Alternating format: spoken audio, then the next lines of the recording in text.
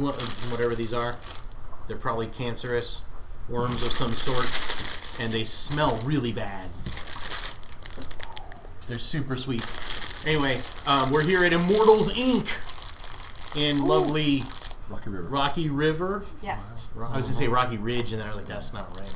No, Rocky River, Ohio. We're going to play this adventure called The Bowls of the Oath. It's going to be super fun. It's about a bowling alley. I think you guys are going to enjoy that inside of a giant monster. We've already passed out the characters. Does this just show me, or is no? It's right there. It's that. That's the microphone. Right. I like showing the microphone. I shouldn't have said anything. That would be That television? Yes, it's smell-o-vision. All right. Okay, so that was a fun thing that happened.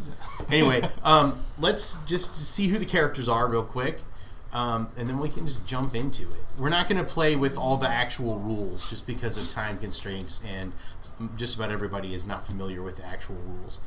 So, let's start with Silver. She's got a mouth full of worms. All right. Let's start with Tim. I am Muckins Crudhammer. And Crammer, sorry. Yes. And I'm a Croach. Yeah. So this character is a contaminator. Contaminators are Zazwagglers who waggle Zaz. That has to do with filth and trash. And the containments, which are the fundamental entities that kind of govern and represent filth and trash and decay and stuff. So you can basically manifest magic that does gross, weird things, and also you can summon containments to aid you in your quests. I have experience and you with can this. find in both of these books, holy crap, the Great Sex Change Operation, SECTS, see it's a pun, and Lolith Razaloli, both have containments in it that you can manipulate. Okay. You can summon them and they can help you. So you can look in there if you want to. All right, then moving on to Justin. I am I'm never going to say that name again. Zixel. Zixel Nog Gobbler. Nog Gobbler. See, because a noggin is like a brain, and he's a dementalist. See? So you're an UFO, which is descended from aliens that were stranded on Oath gazillions of years ago before the time of the Flush. The time of the Flush is the era of history when every cataclysm, calamity, and catastrophe that can happen to a planet has happened. Humans are extinct, as well as most of the other organisms on the planet, and is called Rise of the Lowly because now the lowest forms of life are the superior forms of life, which is why we have a Croach that evolved from a cockroach, and he's an alien stranded on the planet. So he's not an actual alien, it's just his ancient descendants were. And he's a dementalist, which is psychic, basically. Yep. All right, then moving on to Nate. I am playing Squim Slognoggin. He is a Creamfillian weirdo, so I am a Twinkie descendant. That's right, Creamfillians descended from Twinkies and other snack cakes, but not in a copyright infringing kind of way. Not at all. Yes. And you're a weirdo, which means you're an inventor of Zazwaggled instruments. So you have the inchworm dude right there. Yes. That can crawl up and down walls and across ceilings and everything along with you on it. And then you have it like an extendable stick with some kind of shoe on the end of it. That's your weapon. But it can extend out like super far and extend your reach and retract however you want it to. And I am Wacky Ears. I Yeah. can understand any language. That's right. Your ears allow you well, you just said it. Yep. They're like Mr. Potato Head ears, but they can make you understand any language. And then Silver. Rabosloth Kangarooster. So if we can show it. I was about to. This is Rabosloth Kangarooster, an organism known as a Tizant. So what happened was during the time of the Flush, the Primordial Soup Kitchen gathered up traits from all the various organisms that were alive back then. Then during the time of the Flush, when everybody went extinct, after the wipe, which is the era we live in now, they tried to remake all these animals that are extinct, but they messed up the recipes, and they came up with Tizants, which are kind of discombobulations of extinct animals. Raboa Sloth is also a Danged Wrangler, which is kind of like a necromancer. You didn't have that written anywhere. Yeah, it's on there. It's on there right there. Arcane background Danged Wrangler. I was like, I don't see that nowhere. And you have an assistant named Mr. Grumbles. Yes, little Mr. Grumbles. Yeah. So these are called lowdowns. They're little cards that give you hints about the adventure we're going to play. So they may or may not be true. They're like rumors that you may have heard or something like that. So these are things that you know that the other players don't. So I'm going to pass them out until they're all passed out. I got 2. That's okay. Just keep 2. You can have 3. And you can have 3. Okay. And they might even contradict each other. And if so, that's for you to decide what to do. We also have the Low Life Misadventure deck. These are just random things that can happen during the game that you get to control how to use them. Sorry. You can choose to share your knowledge with the other players or not. It's up to you. Mine's a contradictory one. Yeah. I have the 2 of the exact same. Well, that just means, wait, 2 that are exactly the same, or they say opposite things? They say opposite things. Right. It just means you've heard It's just- opposite rumors on the street or whatever it says. It's the same person who told me opposite things. Maybe they're lying. I love it. The Misadventure deck, I'm going to hand out 2 cards to each person, and you choose which one you want to keep, and then hand the other one back to me. You can use your bennies to get additional cards if you want. So 1 for you, 2 for you, 2 for you, 2 for you, and 2 for you.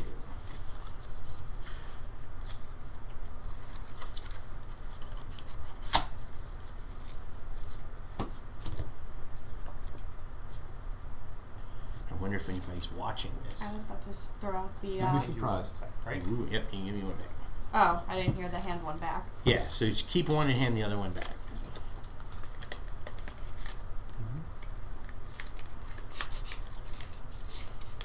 I was about to send out a link. That was a very good idea. I'll do that too. I just can't figure out how to do an external link. Right. Because I want to throw it onto my D&D group. I'm going to do the same thing, but I don't have a D&D group. I'm just going to tell them to look up Immortal Link. Immortals Inc. is where we are. This one. So is it just showing up on the page? Yes. There it is. It's us. Live. There's one person watching, and it's me. Oh, I'm going to put a heart on it and then share it. I apologize. Here, I'm going to make a watch party. And No, you can no. always just listen Here. and hear the delay after a while. It's nice. Watch this. Oh yeah, it is. There's quite a delay. I was going to say you just wait for my, noise. Mm-hmm. But I'm going to turn my sound off because That's I don't want it to be like, how's it going, everybody? It's me talking in the background of I myself. didn't know watch parties were a thing. Yeah, I've never done one before. No, but- I'm going to share it out. All right. So the Low Life books are all written as if they're actual books written by a denizen of the world. So if you own the book, so does your character. So you just can't look in the appendices at the back, but you can read the rest of it. And they may or may not be relevant to the adventure we're playing, but these books are owned by your party. So just let me know who is holding the books just in case something happens to them. That one's what, Keister Island? Yes, this is about Keister Island. When is the incredibly They're huge incredibly, monster? probably next year. Oh. I'm working on it now, but it takes me like a year or 2 to make a book just because it's a lot of work. And I want to make sure they're the best quality I can make them be. So, It just has names like Torsylvania. I think that's yes. hilarious. Thank you. This adventure actually is going to take place on in the Incredibly Huge Monster. Oh, nice. Yeah. So I think you'll enjoy it. So we're here, guys. Yep, way down there. Okay. So let's just get a little tiny bit of background so we know what's going on here. Okay. You guys are all gadabouts. Those are like traveling adventurers. What? For the no. Yeah, do whatever you Oh. want. I wasn't sure what you were trying to ask me. Well, Josh is like. We gotta get a good side. Oh yeah, take some pictures. Hello. There's It's only nice. soul. Everyone just turns away. Cheers. There you go. That's great. My soul. Thank you. Sometimes people don't want to be in it, so that's I why get I always that. ask. Right, no, we're all good with that. We're already being recorded for posterior. So you're the one that makes that. Facial recognition, yes. Here, I can turn them around for you to see. There we go. They're all available here at Immortals Inc. Yes, they are. Right when you walk in the door, there's a display. Oh yeah, I Yeah. made sure of it. Thank nice. you. Appreciate that. You're welcome. Okay, so you guys are all members of this organization called the Whole Hole, which is the group that writes the books. Kind of think of it as like the National Geographic Society or something. It's like a bunch of explorers, and that's what they do. Some of them have other jobs, but they travel the world and write about what they experience. And that's the excuse you have for being adventurers, basically. So, at one point, you were all sitting around at the Whole Suppository of Knowledge in the city of Flume on Keister Island, and you're bored. You ate all the tacos on the buffet, you played some ping pong, and you're just, I don't know what to do now. So, Tath Shardborn, who's one of the heads of the organization, approached you and said, you guys look really bored. I got something you can do if you got a few months to spend, right? Sure. And, this is just the background to get you into the adventure. He's like, there's this guy, the mentalist that works for us, told me that he needs to get to the bowls of the oif. His name is Toenail, and he's a smelf. And he's a Jeezel freak, he tells you. And you're like, okay, we got this. There's a Jeezel freak smelf named Toenail. And he's like, he's got to get to the bowls of the oif, but the Dementalist is telling me that there are forces working against him. And I just appreciate if you guys could help him get there and then write about what you did on the way. Like, it's a good chance to explore wherever he's going. We know the Bowls of the Oif is a really cool place, and none of you really know what it is. Nope. But you've heard of it, and it sounds cool. Okay. Right? So that's the background. That's just to get you, an excuse for you all to be together and to go on this adventure. The Smelf is a creature from Middle Oith. Yes, that's correct. Who is like an elf. He's kind of like a giant green Smurf with a really big nose. And then there's and- the Underdark versions of them. They're called dorks. Yep. And there's actually a miniature version called Schmervs. And there's a miniature version of dorks called goobs, which are going to be in the new book. I'm excited for the goose. Exciting. So, I got this purple text in my book here, which is what I read out loud or paraphrase to you. Okay. Does anyone have any questions before we begin? Can I have another gummy one? No. You can eat them. If you eat both your bennies, you can eat as many gummy worms as you want. But then you're out. Oh no! But then you're out of bennies. Silver. Oh, yeah, we should say that. This is Tim Huff. Hi. I also go by Shaggy. Shaggy. Justin Huff. Justin Huff in the house. Nate Elwood. Nathan Elwood. Nate Elwood. He's a really good guy. If you haven't shaken Nate's hand yet, you should do so. Make sure you wash after. Yes. And this is Silver Balrog. Balrog. Silver Balrog. Definitely Balrog. Sweet. So, I might crush it too. you left Flume, you traveled across the Big Drink. And now, if you're ready, I can just read this introductory text to you. The day of the thing is upon you. Months of endless trudging through sludges, mucks, muds, goops, greases, and cruds have led you across the Prisocorn-infested waves of the Big Drink to the dingy port of Scurf near the monstrous headlands. From there, nibbling voraciously at various clues and herrings, you hipped yourselves to the dim gist of the matter. Your quarry fled Holwentz. Holwentz means in the opposite direction of the Keister of God, which is in the center of Keister Island. It's kind of like north and south. Like Holward is toward it, Holwentz is away from it. Through the tangled mesh of the follicular maze, that's the hair of the incredibly huge monster, and across the scraggled and pimply range of Torsovania. Currently, if the snitchings ring true, the dude you've been pursuing for 6 yorts and a yort is hanging in Scab, that roving burg perched so ruggedly across the gargantuan backs of a trio of subjugant enormoslogs. That's where you are now. So this is the city of Scab on the back of a giant enormoslog. There are actually 3 of these, but there are only 1 in the picture. They're so huge that there's a city on the back. But they're absolutely tiny compared to the incredibly huge monster, which if you're trying to envision how much of the world it takes up, it's basically France. Oh. Okay. Yeah. I actually did the actual measuring. Really? We're all good, Carlos, thanks. So I looked at the satellite imagery of Europe, which is where this would be if Oith was still Earth. And it's about 450 miles from the top of its head to the bottom of its feet. So it's an organism, but it's a continent, basically. Dang. Yeah. Cool. So that's where you are now. The one you've been seeking lounges mere yorts a distance. Every unit of measure is called a yort, by the way. His filthy, muck-crusted limbs a dangle. His enormous schnoz drooping casually.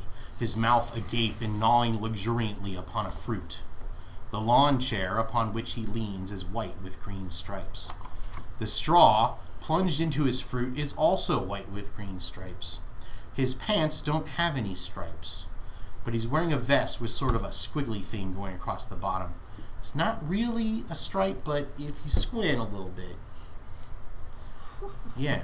So basically you've got this Smelf. He's sitting on a lawn chair in an alley on the back of an enormous slog in the city of Scab. He's eating a fruit, well, he's sipping a fruit through a straw and just kind of chilling in this alley pretty much all by himself. If anybody would like to make a notice roll, that's a skill that might be on your character sheet, you can do so. Also, if you have any questions you're willing to ask. You need a 4 to succeed. 2. And, okay, so anytime you roll a die, basically, you also roll your wild die, which is a d6. Okay, you got a 4. You got a 6. So anytime you get the highest number possible on a die, that's called an ace, you can roll that die again and add the number to it. So you get to roll that again. Which one? The 6. Because 6 is the highest possible on that die. So roll it again and add 6 to it. It's 12. But you get to roll it again. 18. Roll it again. Is this thing waiting? Okay, 22. You realize that you're just a character in a game. So basically the way this works in Savage Worlds is a success is a 4. Okay. If you get 4 more than you need, it's called a raise. And each additional 4 more is another raise. So she needed a 4 in order to succeed, and she got a 22, which means basically she learns everything that is possible to learn at this point. So the guy lounging in the lawn chair is obviously Toenail, the guy you've been looking for.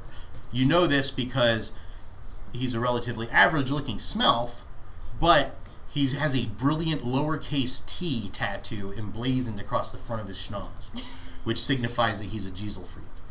Okay? And you know also because of various clues you've been following along the way.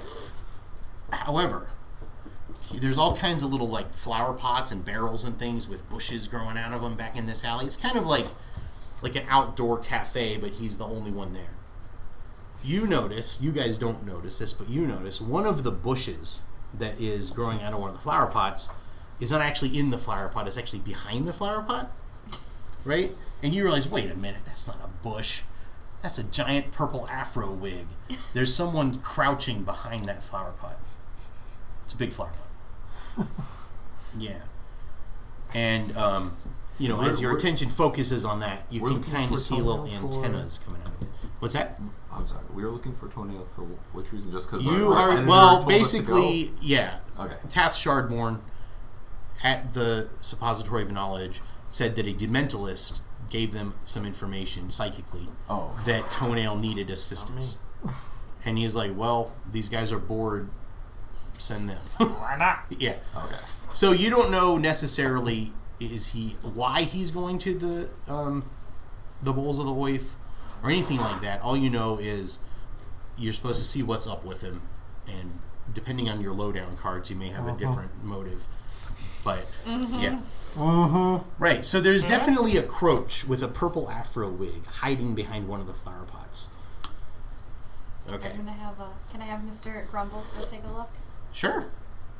Okay. Now, remember, Mr. Grumbles does have he looks just like the picture, so he's got a severed hand that he carries in his other hand. So you just hey, Grumbles, go check that out? Yeah. Okay.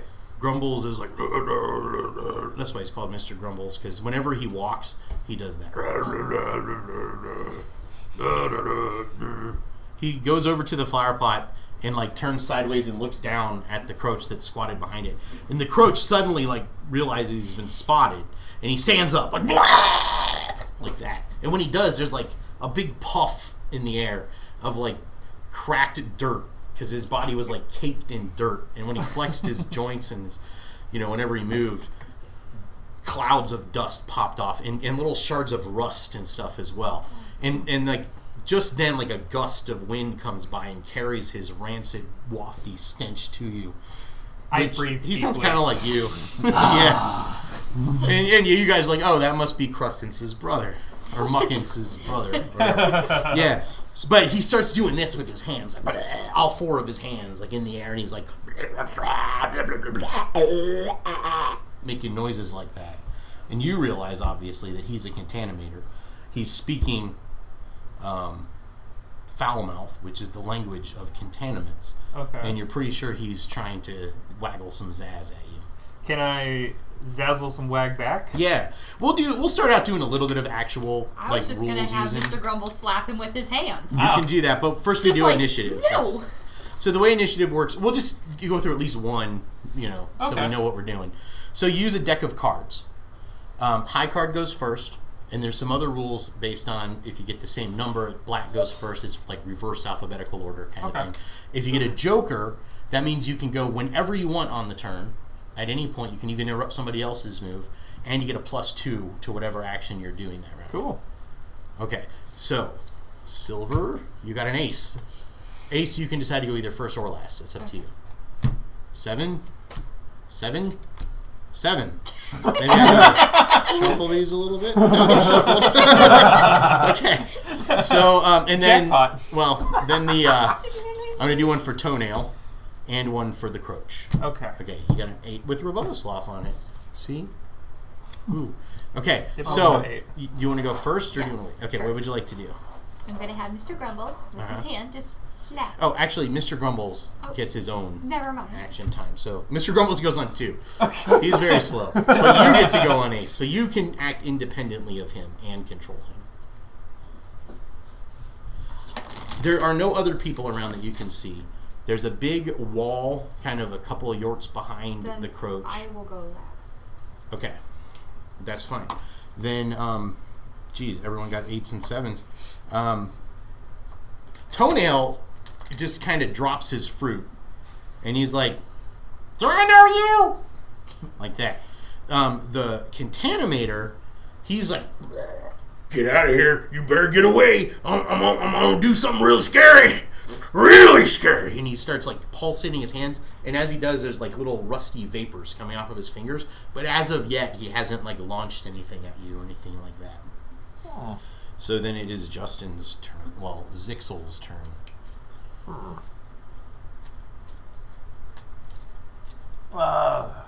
We were sent here.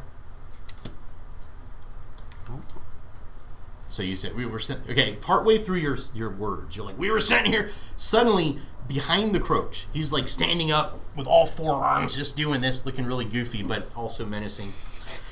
Suddenly, the wall behind him, which is made out of rocks stacked on top of each other, and various bits of like monster hair and scabs and things from the incredibly huge monster, the wall behind him just erupts outward, like toward you guys. Big clods of rock and dust and hair and scabs and like, I don't know, epithelial goo, whatever it is, just kind of showers you guys. It doesn't injure you, but it's like you're all momentarily like, put your arms up to block it. And this enormous pink monstrosity, like not Kool-Aid Man, but he breaks through the wall like Kool-Aid Man. It's a huge sort of fluffy, maybe like a giant bloated pink creamphillian erupting through the wall with this scowl on his face. And before you can even react, he reaches forward, grabs the Croach in one hand, like these 2 fingers like go over the guy's shoulders. He's that big. And he just starts shaking him back and forth like yeah. I got a picture for you. Does he drop anything? Yeah. Gold coins. Loot box. Oh, what good are gold? So this is a coins? small picture, but the creature looks like that, but much bigger. Okay. Some of you may recognize him as an odor, which is a type of creamphillian relative. He's a biggin. Yeah, he's probably twice your height. Okay. But he just grabs the Croach, and you can hear like the thing's exoskeleton like crumbling underneath his grip. And he just shakes him back and forth. He's still shaking him back and forth when you get to finish your turn. But you were like momentarily, Wow. here. Okay, so start again. We were sent here to actually. Well, it's a little hard to have a conversation with this going because everyone's like, "Wow, what the hell?" Casual conversation during the shaking. Serenity. Uh, So yeah. no, you guys can handle it. Okay. I'll hold off. Let's I'm just- move on to. I'm confused now. Nathan. All Or right. Nate. Not sure if I want to help that Croach out or not. The Croach That's looks what like I'm he's like, really bad shape. I think I'm going to use... Yeah, I'll just react to this. Like, they both look scary. So I'm going to launch my jousting type thing. Your stick. The apparatus, and Yeah. it's going to go towards the large Okay. beast thing, maybe to stop him from... So to do killing the that, Croach. you can either use your shooting or fighting, whichever's highest. I don't know if you even have shooting. I got fighting. Okay. So you roll your fighting and your wild die. Actually, it's wilder. I got a 7 on the D8 and a 3 on the wild. Okay. So actually, you don't have to even swing it. You just hold it, and it goes and stretches out, and it's got a shoe on the end with like a steel toe, and it whacks a dude like he's holding the Croach and is kind of momentarily distracted, I guess, by crumbling up the Croach. It's kind of like if you had a Doritos bag, like full of dirt, and you crumbled it in your hand, and like the dirt flew all over the place, and you heard that crunching noise. That's what it sounds like. He's pretty much gone. Right. So, but anyway, you do hit it. So your shoe just kind of gets in under the Croach and hits the odor in the belly button, or where his belly button presumably is. So then you roll damage, which it should say for down at the bottom where it says strength plus D8. Yep. So So your strength, D8 plus a D8. and you also get your wild die. So you take whichever of -6. the strength or the D6 is higher. Was that a 6? Yeah. Sweet. Plus a 5. That's 11. 11. So you got an 11? Mm-hmm. Unfortunately, That's pissed it does kind of ripple through his belly and make his fluff kind of stand up a bit, and there's like a shoe print on his belly, but he doesn't really seem to notice too much. He's still shaking that thing back and forth. Okay, you wanted to go last. So Mr. Grumbles, did you go yet? No. Oh, I'm sorry. Seeing one of my brethren being shaken down, I'm going to take my fist, which is his size, and introduce him to it. Sweet. Okay, so let's show the nobody watching at home. You got this giant mutated fist. So so roll your fighting. It's another roll. Croach contaminator. I want to help my brother out. Right. I need a D8, I think. Yeah. So I roll fighting or fighting. Right? Fighting. Fighting plus the wild. Roll that again. So 10. That's enough. You hit him. Now you roll damage. which is 2d8. Is it just 2d8? Strength plus what? D8. Okay, Wait, so my what you do strength then is you roll your wild die and say that's your strength, that's your wild die, and Okay. then that's what gets added to either one of those. to The highest of those. So I add blue to the highest. Unfortunately, that's not enough. So you get up there, and he's swinging that Croach back and forth, and right Can now I it's like totally Eat limp. one of these to try again? Yes, you can. And I can reroll any one die? You can reroll the whole thing. Oh. I want to protect my brother. Oh, well, that's an 8 and an 8. Reroll both 8s and add 8 to them. Holy cow! So that's a 19 so far. 20. So that's a hit with 2 raises. And I'll double it. You double the roll, The damage. double the damage. Okay, so the 22 plus 44. Damn. That made me fart. Okay. I'll clear a punch. Hey, that's great. So you walk up to it, and you're like you have to like work to lift your arm off I the grab it ground. with all 3 of my other And arms. start swinging it around, and boom, you hit the thing right underneath its chin. And its jaw, you hear a crunchy sound, even though it probably doesn't even have bones. It has like stale parts inside that work as a structure. Crunchy creep. Yeah, and suddenly you're just drenched in partially hydrogenated animal and or vegetable shortening. It's just everywhere, big great clobs of white goo with pink fluff attached and dirt and rust and filth. The Croach crumbles and falls to the ground. It's like in a heap, but it's softly going. I'm just gonna walk over and like just that. pat him on the head. The odor, though, you basically turned its face inside out. And it just fell backwards, half in the building it broke through. And its legs are sticking out. Put that thing back where it came from. Yeah. So help me. And you totally just clobbered it. Like, I mean, that's... So you get... This goes away. Yes. And if you want to spend a Benny, you can get another card. I will. Okay. Just because I want to eat it. No, that's me. I'm like, So, again, same thing as before. You get 2 cards and you give me back one of them. Man, that was just the greatest. I've run this game like 12 times, and no one has ever defeated the odor. Single-handedly. Yes. Literally. Yeah. Yeah. And Mr. Grumbles didn't even get to do anything. no. Okay. I'm sorry. Man. I wanted to help the other crows. Hey, don't, No, but don't I mean, it worked. apologize. You Being just a badass. rolled really, really well. I mean, is a good use of a Benny too. You know what? That was such a good use of a Benny. I'm going to give you an extra Benny. My jaw hurts. And here, you can just have one to eat. Yay. Does anybody else want one to eat? Oh. No. All right. I like Benny's. Benny's on the oif. Okay. So the odor's lying there, back. You know, its face is totally caved in. Like its jaw, you can't even see its beard or its bottom jaw. Its face looks like a sphincter.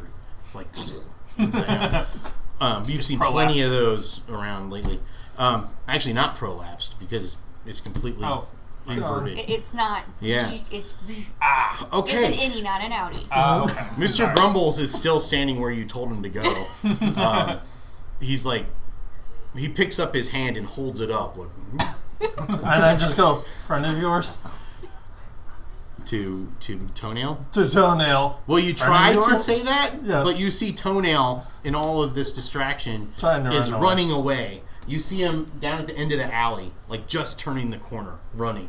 Like doing like even like a caricature of a run with his arms pumping. He's getting away. I'm going to try to catch up to him. Then. Same. Okay. Now, do you pretty much ride your worm everywhere? Come on, why wouldn't I? Yeah. Between Mr. Grumbles going everywhere he goes and your thing going. We just had a musical party, all right? Yeah. We That's make cool. we make some sick beats. I just get into the minds of everybody. Sick beats. Yeah, Right. guy. I like this film. The Croach is still on the ground. He is alive. He's whimpering, but he's broken. He's definitely broken. Can I try healing him? I forgot You to take can't. Mr. Grumbles with me. Do you have Glowy Finger of Love or Healing? Healing. Okay. D8. So Glowy Finger of Love is a power that UFOs can have, but you apparently don't have. He does have it. Oh, I Oh, do. you do? Okay. So with that's exactly, it's ET's healing power. So you can use that in each application of it. Let me just look it up real quick. It's been quite a while since I've used it. Yeah, that's just my marker. Okay. I have another copy of the books too. So Glowy Finger of Love.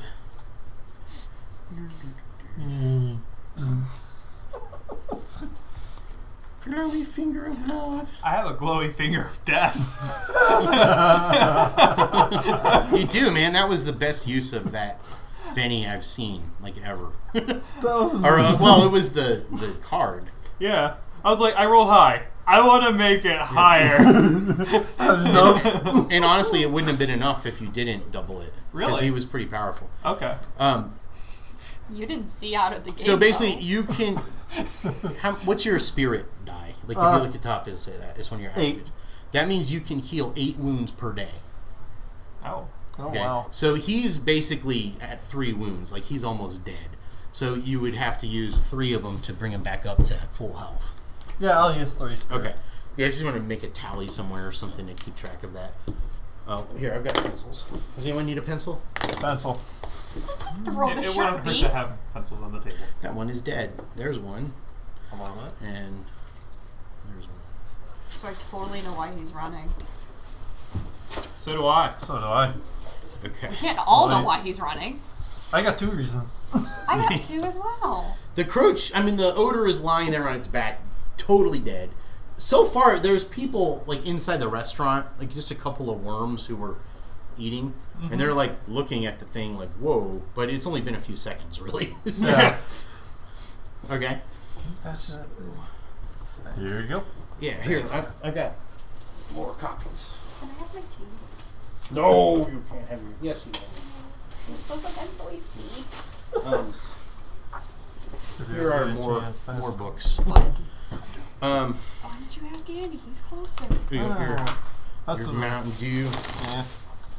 Because we're totally adults and drink out of the big containers. Yeah. Oh, God. I knew a guy who used to carry a Mountain Dew bottle with him everywhere he went, a 2-liter. He called it his binky. And he even had like a belt with like a harness on it for carrying a 2-liter. Oh my God, that's amazing. I need that for my Yeah. tea. Yeah, you do. You use it all the time. I would like to chase after them, You're dragging gonna chase- my arm behind me. Is anyone else chasing? You're chasing. Yes, I was. these two are chasing. Okay, That's are you- chasing. I was You're healing. healing the I was Croach. making sure the I was- Croach was going to be Okay. okay. I and also then totally forgot Mr. Grumbles, so can you please grab him? I will He- grab him with my good arm. All 3 of them, as I run. Like, you can just kind of shout over your shoulder, Oh. like, Grumbles, follow me, or whatever. Alright. He can't run, He can but stagger. he can... He can He'll hobble like eventually me. get to you. Yeah. He'll eventually get to Every you. now and then he takes his hand and, like, scratches his head with it. That's funny. The parts that are still there. Yeah. Right. I'm sweating. Anyway, here's what happens next. You guys chase him. Your worm is able to stick to walls and everything, but it's not particularly quick. Yeah. So he's like... And you're a decent runner. You got kangaroo-like legs, so Yep. you're probably the fastest of I all have, of them. and quote, big ass feet. Big-ass feet. That's right. So you can jump high and far, and you can run fast. Oh, God. You got a big arm to carry, but you're used to it. I mean, it's like your rest of your body has developed in order to do it. You I have a strong left leg to Yes. make up for my right arm. so you don't walk in circles. And you are attending to the Croach using Yes, your I glowy was. finger of love. your middle finger. It's got to be your middle finger. It glows. Now, it's up to you how you manifest this power. If it's like a probe or something, or if you just touch them. I'll just... How intimate the connection has to be in order to make it work. Yeah. Just a little love. So Toenail's running. He goes through the alleyways. He's ducking side and side. The ground here is, if you imagine a Twinkie, like blown up a billion times. So the ground is almost like soft, fluffy carpet. But there are little like crusty areas and little like ridges and stuff. So it's not like a normal city where it'd just be like dirt or concrete or something. This is a giant creature. Mm-hmm. So the going is a little bit less. It's a soft ground. There, we got that out. It's kind of like running on a mattress, right? So anyway, you're running after Toenail. You heal up the Croach, and he's like, "I really appreciate you doing that for me. That was so nice. I was totally gonna turn you into something." That's fine. But I don't know. Toenail didn't tell me to like be nice to you. Well, I don't think you deserved what just happened to you, so I'll go ahead and heal really you. sucked. I'm gonna go try to catch up with the rest. All right. He just turns around and sees the dead odor there, and he just walks up and like kicks it in the groin. And Good job. Yeah. Punches and Enough are to more go. effective. I recommend punching. yeah. It doesn't really matter at this point. All right. So then you start going after them too. Yep. I think I might want to use that extending foot thing, not to hurt him, but to trip him up. Try to trip him up. Okay. Yeah. At this point, he's turned a corner. Oh, okay. So once you get to the point where you can do that, you'll be able to. Okay. So it takes a little while of running through the city. You lose him a few times, and then you see him like leaning against the wall, like breathing heavily. His nose kind of inflates and deflates as he breathes heavily. There's the little gooser. There he is. So you run up to him. You stick out your stick. He's like running at the edge of the enormous log. Okay. Like he's gone on the outskirts of town now, where there aren't any buildings, and he's just running full speed, like he's gonna jump off the edge or something. Right? Or like one of those canes that go... Yeah. And you stretch out your thing. Make a fighting or shooting, whichever's higher. Fighting or... Fighting is higher. Oof. Nope. 3. Okay. So unfortunately, he's really far away at this point. Hold on. It does You know what? stretch far. Okay, you can try it. That did it. Here you go. Okay, you got a 6. Another. It's just a very lucky day. 15. So you plant it in the ground, and it just basically, there's not even a command word. You just think it, and it stretches, and it can pretty much stretch as far as you want it to. A few yards. Yeah. Yeah. So it goes like, and stretching, and he's running, and it's stretching at about the same pace that he's running. He gets to the edge, he looks over his shoulder, and he kind of loses his footing a little bit when he looks over his shoulder and sees the shoe coming right at him, and he just kind of tumbles backwards over the edge.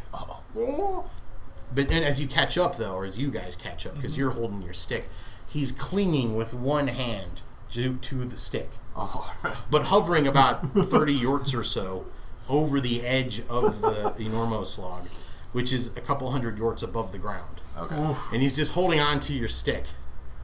And his eyes are big and wide. Why are you chasing me? I don't know you! Reel him in. I'm gonna reel him in. Okay, you just have it retract. Yeah, I'm gonna it have starts to retract. And he's like, I don't know you! And he goes, Yeah, you do! and lets go of the stick. Oh. He does like a slow motion fall backwards. I know how. And you I'm a guys, mentalist. you're running up to the edge as he's falling Yeah, down. he could die. No, he doesn't need to because he does this. Sticks his fingers up his nostrils as he's falling. And you see him turns into a inhale balloon. and his nose Expands and into a inflates balloon. like a balloon. And he begins to gently drift down to the ground below. And the ground below is the back of the incredibly huge monster. So it's all blistery scales and skin and wrinkles I and was looking hairs. forward to danging him. Yeah, so he's drifting slowly down to the ground below. The slog is moving, but not very quickly. Okay. Oh, this is the guy. Yeah, well, it like looks that. like him. Yeah, Okay. nose bloating. Most Well, smells can do. nose bloating, stripes. Sounds like him. Yeah. I mean, Is that a Jeezel? Yeah, that's him. Fine, that would be him. We He's found even a him. Jeezel freak. Right? No, well, he doesn't have the tattoo on his nose. oh no, he doesn't. Okay, But, yeah. but it was Close just enough. that worked. So if you're not familiar with the Jeezel freakian religion, they worship an ancient human racian god. It's basically the misinterpreted archaeological evidence of both Elvis and Jesus combined together. So their Okay. symbol is a lowercase t. They have no idea why, but that's what it is. All right. So they dress in rhinestones and white jumpsuits and stuff. Anyway, so that's where we are.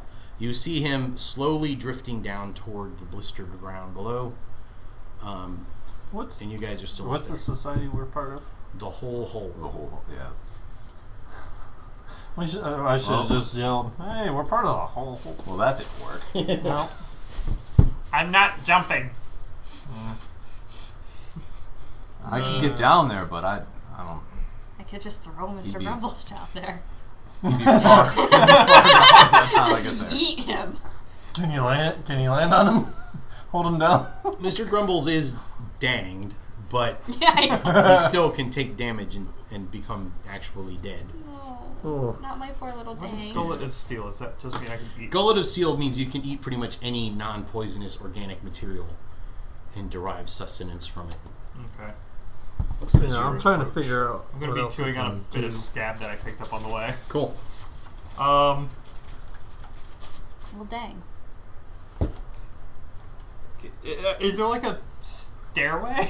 down? Well, Well, we could all hop on my worm, but it goes really slow, and by the time he floats down, he's floating down pretty slowly, but yeah, you would go much slower than him. But you would then at least be on the same ground, and Yeah. maybe you could eventually catch up to I him. mean, I should be able to catch up on foot a little. Like, you could technically all fit on the worm. It'd be very precarious.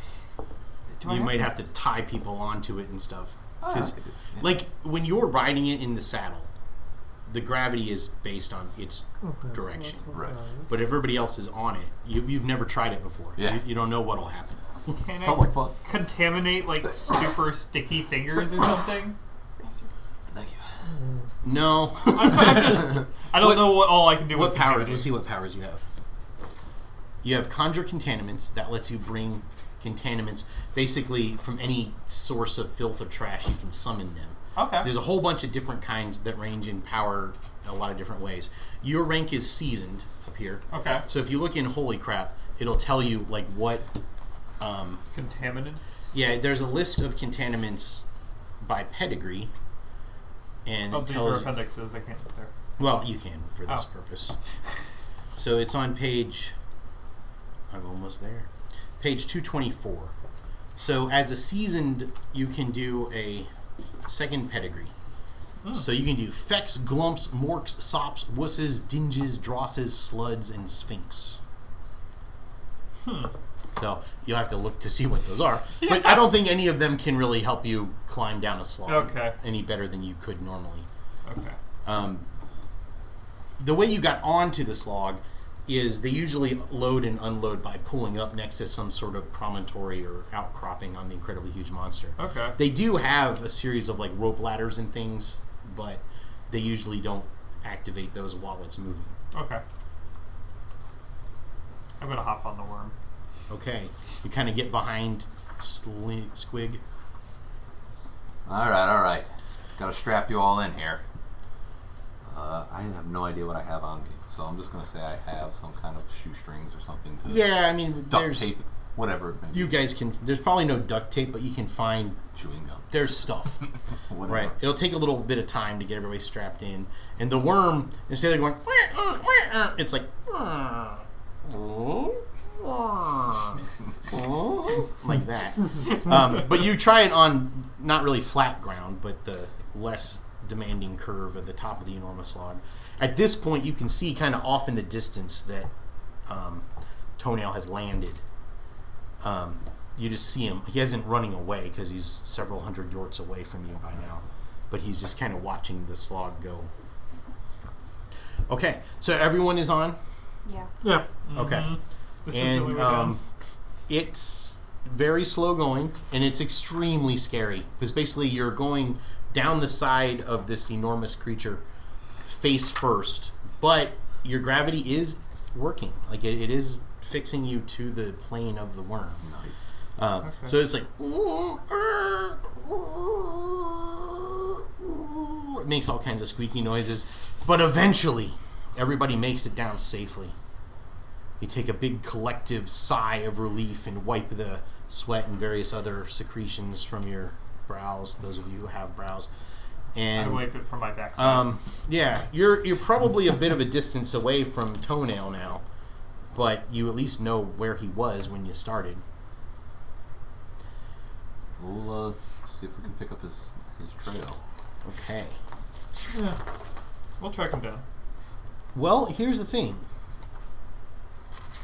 You do find him without too much trouble because he was hiding behind this sort of translucent, blistery outcropping on the back of the incredibly huge monster. And he thought he was hiding really well because it was kind of a curved blister. It formed this magnifying lens. So you see him like magnified behind it. He's all like crouching down like this, like doing this with his fingers. Like he thinks you can't see him, but he's like blown up huge because you're looking at him inside of a sphere. Yeah, you see him. It's up to you if you approach him or not. Toenail. I don't know you. You could know us. What do you want? To help you. Then why did you attack my friend? I didn't. You didn't. No, he attacked us. But, No. I saved him. was I healed him. the odor was with you, wasn't he? No. No. Then why are you still alive? Because the odor. One Punch Man. Because he's a badass is why we're still Yeah. With all three hands, just. All right, he steps out from behind the blister. He's like, alright, come a little closer then, but I warn you, I am a powerful holy roller, and I will waggle some dares upon you. I'm unarmed. Holds up all three arms. Another large dragon. And I'll walk up like that. Okay, Hop on over. you're basically like digging a furrow in the shed skin of the The monster. claws are down, so I'm like just plowing. Yeah, right. Okay. I'm seeding the filth. He's like, I will call the might of Jelvis down upon thee. I don't need that, Jazz. Alright then, tell me what you're doing. Why do you, why do you know my name? We were sent from the whole hole. The what? The whole. Right? the whole hole. The whole hole. Who has one of the books? No, like, in character. I thought that was him. Yeah. Yeah. I probably have. He's the Like- tinkerer. Just Yeah. like, I don't like to read. hold up a book. Oh. Oh, that. Yeah, I've heard of that. But what does that have to do with me? We're trying to help you get to where you want to go. Wow. The book told us to. No. And we might see People cool of the things. book. We're trying to. What? The mentalist. He's a dementalist. The mentalist. That you? No, unfortunately, that probably was one of my cousins. So, let me get this straight. A dementalist told you to come find me. Yes. And you did. Yes. Now what? We're supposed to Where you want to go? get to where. I'm on my way to the bowls of the earth. That's what. Yeah, we're supposed to get you to there. You want to come with me? Yeah. Why? What did you do? I punched a thing. We saved your friend. I saved your friend. I healed your friend. I like your friend. What? He's like me. What do you mean? What do you mean? What did we do? He's a crouch. Why are you going to the bowls of the earth? If it's not to atone for some sin. We're going because you're supposed to. Research. There. I'll admit it. I washed my left hand. Oh, no. He bows his head. His nose kind of hits his belly. I'm so sorry. Holds up second left hand. I need to refill. Well, he kind of nods toward the ground, and there's various, little streams of secretions and things. Quicksilver. Just Yeah, dip it in. dip it in. Okay. Slicks my antenna back. So, Are you coming? Wait a minute. You don't look like diesel freaks. It's because we're not. Huh. But you want to escort me to the bowls of the earth for some reason that you Yes. can't really define or describe. Yes. Okay. Hey, I mean, I've been all by myself for quite a while, and then Tarnish was with me for a little bit. But, He's wait, back up there. is he okay? Yeah. He's back to normal. I owe him some clams.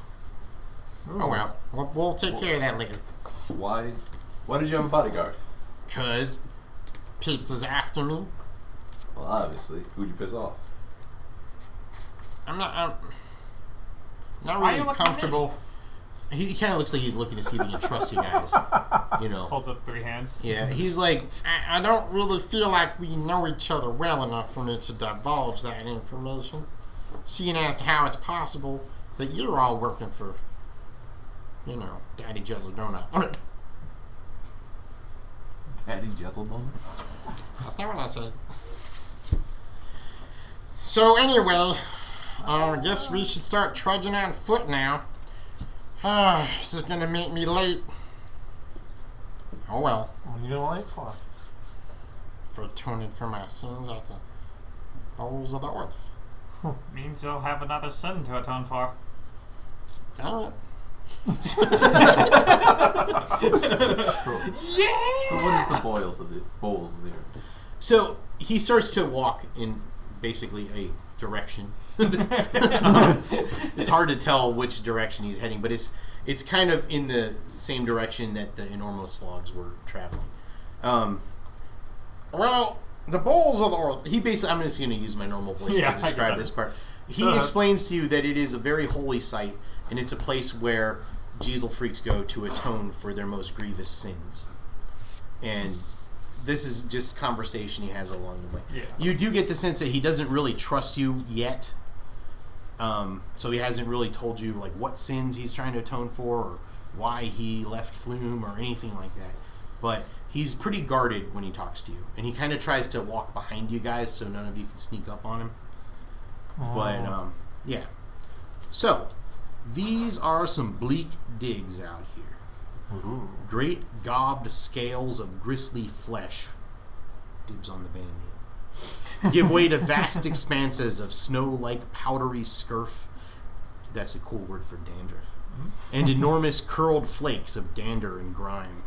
Occasional bursts of greasy gray drizzle seep maliciously from the filthy yellow sky to mingle with the various mucks and secretions that ooze disgustingly from the landscape's countless cracks and fissures, coating the entire realm in a frothy, sebaceous sludge. It's unpleasant. I love this place. Is the point I'm trying to make. Enormous plains of pocked, scabby parchment and all the boils, blisters, zits, pores, sores, and suppurations such things entail.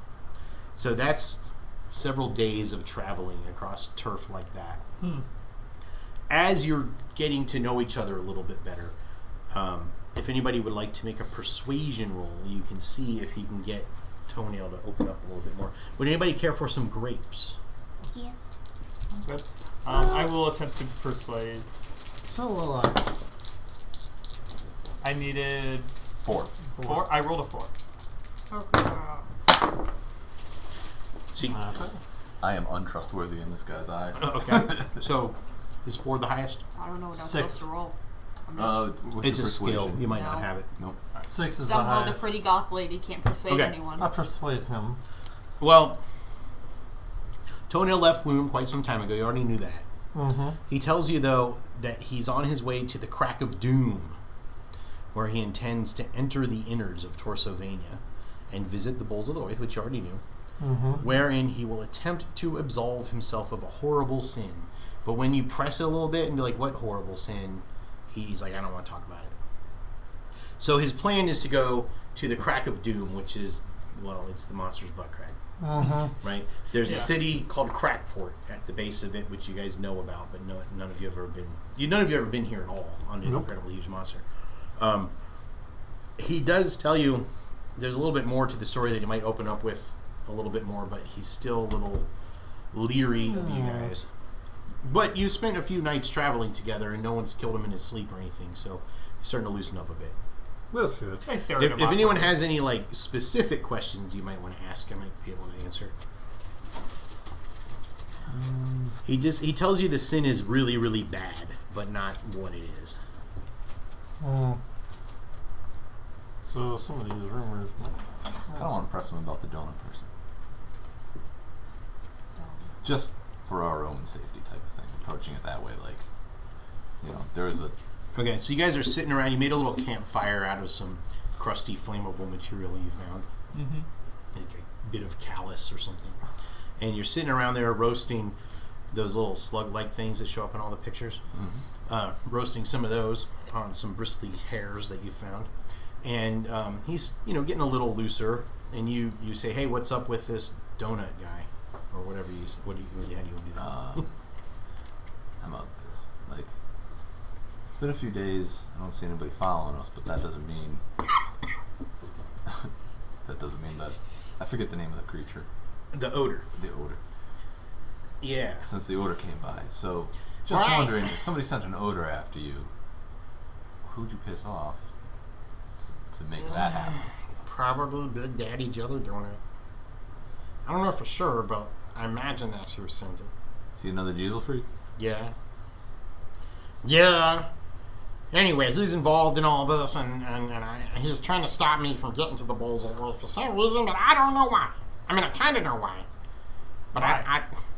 I'm not ready to talk about it yet. It's very emotional, and I feel like I'm starting to trust you a little bit more, you peeps, but the thing is, maybe you're just trying to, get on in my brain or something, and mess around in there with my noodle, and I'm not ready. I haven't been there yet. All right. Well, if we wanted to kill you, we would have just let you... Yeah, but maybe Oh, you're they're not trying to kill me. Maybe you're trying to, learn something from me. Well, obviously, we're asking you questions. I don't know. I won't die about it. I'm not trying to be Trying to frustrated. figure out if we're going to be in any more danger. Of It's just that more there's massive attacks. some relatively famous and powerful peeps that are involved in this whole thing, and I just feel like if I say something wrong, it's going to hurt a lot of people. And if you're just trying to get me to say the wrong thing and then, get me in trouble that way, it's not even myself I'm worried about. It's everybody else. You know what I'm saying. Okay. So that's about as much as you can get from him that night. Gotcha. He does say a little bit more about Tarnish Rump Whistler, who was the contaminator that almost got killed by the odor. And he doesn't know if you're telling the truth or not about rescuing him or healing him, but he seems like he's leaning. Show toward him the believing pink it. sludge that is still caked on my hand that I haven't washed off yet. In the partially hydrogenated animal and or vegetable shortening. Yeah. So he's starting to loosen up a bit. He is starting to trust you, but he's been on the run for like months. Oh yeah. And there's that's people after him. That And Odor so, like, was four obviously people show there up to and- kill him, so it's a challenge. Yeah. So. But But after more than several days of alternately trudging through waist-deep marshes of globulent pus, scorched deserts of flaky dandruff, and rigid fields of crusty husk, your aching tootsies and other terminal appendages are barking like a metaphorical herd of pregnant schnoodles. Not yours, of course, because, Your thoughts turn often to the persistent pangs and throbbing miseries gifted to you with each passing step. If only you find yourself dreaming, someone could just carry me for a bit. I'm gonna conjure contaminants Just and to- create something to carry So, me. yeah, what you Skiff want to that I do can is... There's with my containments in both pages here, in both books. If you look at that 222, I believe it was, that had the list of which ones you can summon. Most of them are pretty small, and they have like specific things they do. Well, I can create do something? Second Well, you category. could, but just as you guys are thinking all this stuff, Oh. salvation, it appears, may be just over that rise. Could that be a herd of pygmy slogs up ahead? Just past that seething copse of wiry monster hairs? It is. So, slogs, you know an enormous slog from that giant thing that was carrying Scab. Slogs are basically like Twinkie slugs, and there's hundreds of different varieties of them. Pygmy slogs are the ones that people ride. They also eat them. They're kind of basically the cattle of... Okay. Yeah, there do appear, like, off in the distance to be a herd of pygmy slogs. It's hard to tell if they're wild or if they're part of somebody's, actual herd or not. If you'd like to make notice rolls, you may. Nope. Oh, Yeah. go ahead and try. I don't even. Bad eyesight. I've got Cadillacs. I got 4. I'm 4? just like having a moment with my die, apparently. Remember, you also get your wild die. Yep. My wild No, dice the you highest. can, if you don't have a skill, you can roll a d4 minus 2, which is almost impossible. Unless your wild dog comes. Yeah, but if you get, you have a 25% chance of acing on a d4 too, so. There you 6? Can't- So a 4 is a success, but so roll the 4 again. So 4, right? Because it's minus 2. I made a success. That's beautiful. Yes. That was a fun roll. That one's a 4, so you get to roll that again. It's whichever's higher, so that'd this be a is 11. 11? Okay. Yeah. That's good. Several croaches dressed in shaggy robes wander among the slogs, occasionally prodding them with hooked sticks. Guys, like there's a bunch of croaches. There are 4 of them, and roughly 30 slogs. The croaches' robes are armored with big scabs from the monster. What appears to be an outcropping of pimples near the slog herd is trembling gently in a way counter to the direction of the wind. Oh, so something's out to hunt these things. Yeah. Should we try to stop it from attack? At least give a warning. I'm gonna We should give a warning. like to yell out, look out behind. Oh, so you just yell like, "Hey, look out!" I'm gonna run Yes, forward yeah. in case they do decide to attack. Because I'm okay with a fight. Well, you shout that and you start running in. Yeah. Okay, so as you do that, what appeared at first glimpse to be yet another of the ubiquitous outcroppings of grimy pimples that pepper the incredibly huge monster's hide is in fact nothing of the sort. To your horror, unless you're too cool to be horrified, which you are because you notice them, at least which you are, the definitely not pimples break apart into individual fiends, sort of like gigantic, hideous raisins with upraised middle fingers and chomping maws filled with dripping, brick-like teeth. Oh. The camouflage horde of scary-ass mothers descends upon the slogs and slog herders, issuing forth a cacophony of insane babbling and rambling madness.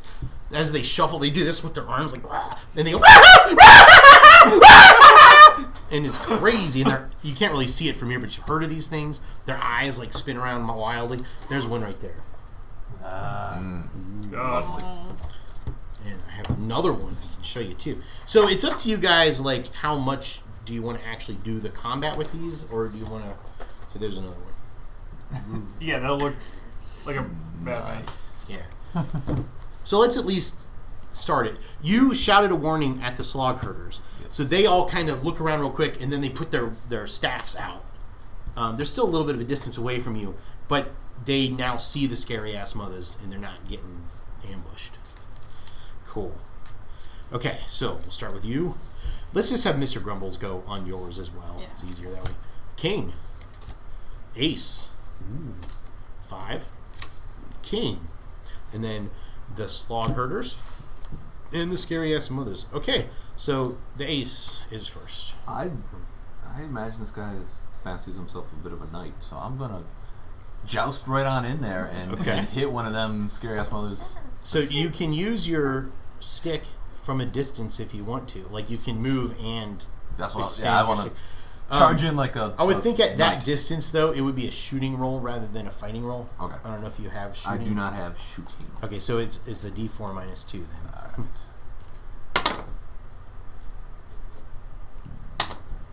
So 4.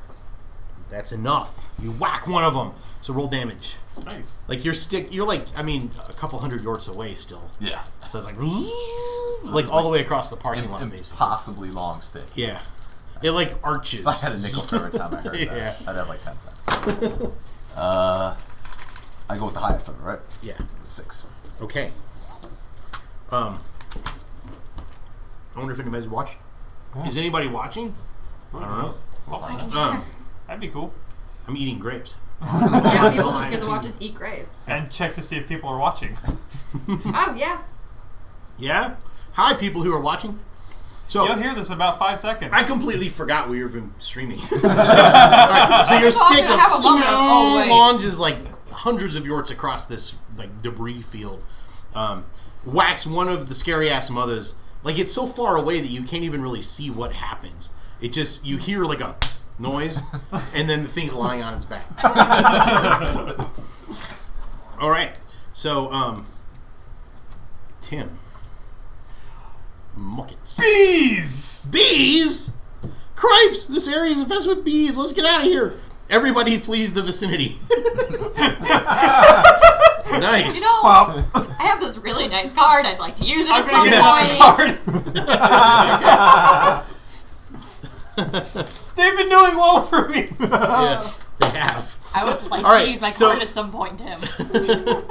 So what happens is this little, I don't know what they are. They're not bees probably, but Can I there's some. conjure like filth bees? Yeah, there's like little. Yeah, let's do that. Like out of since the it's- pus. Just little blob right. bees. Little. We'll make up a new They creature go, on the instead spot. of going bzzz, they go.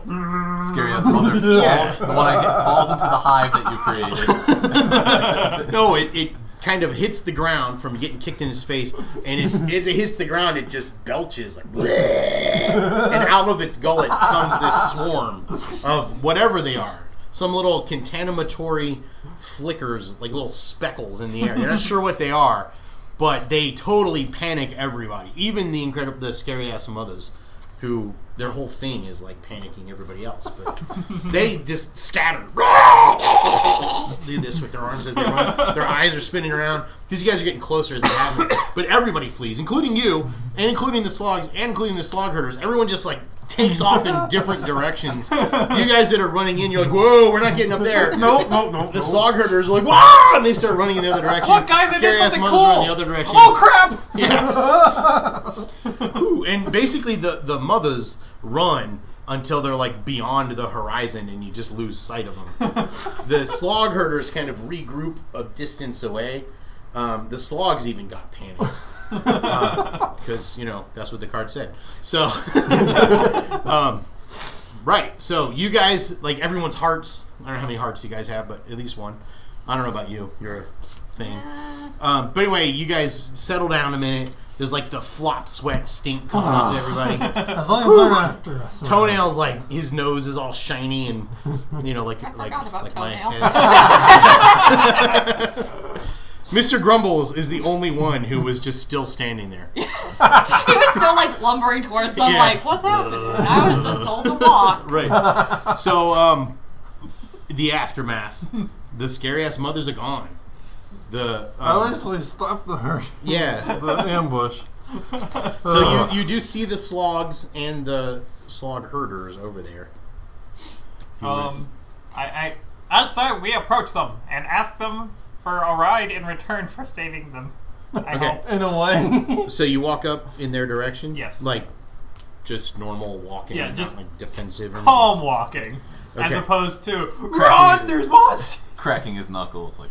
One of them waves at you. Go. He's kind of like this, like there's like a hazy mist in the air right now, and he's kind of almost silhouetted. You know, when you're looking through smoke or something. Yeah. He's got these big bulky scabs and furry cloak on. He looks really kind of like grizzled and dignified.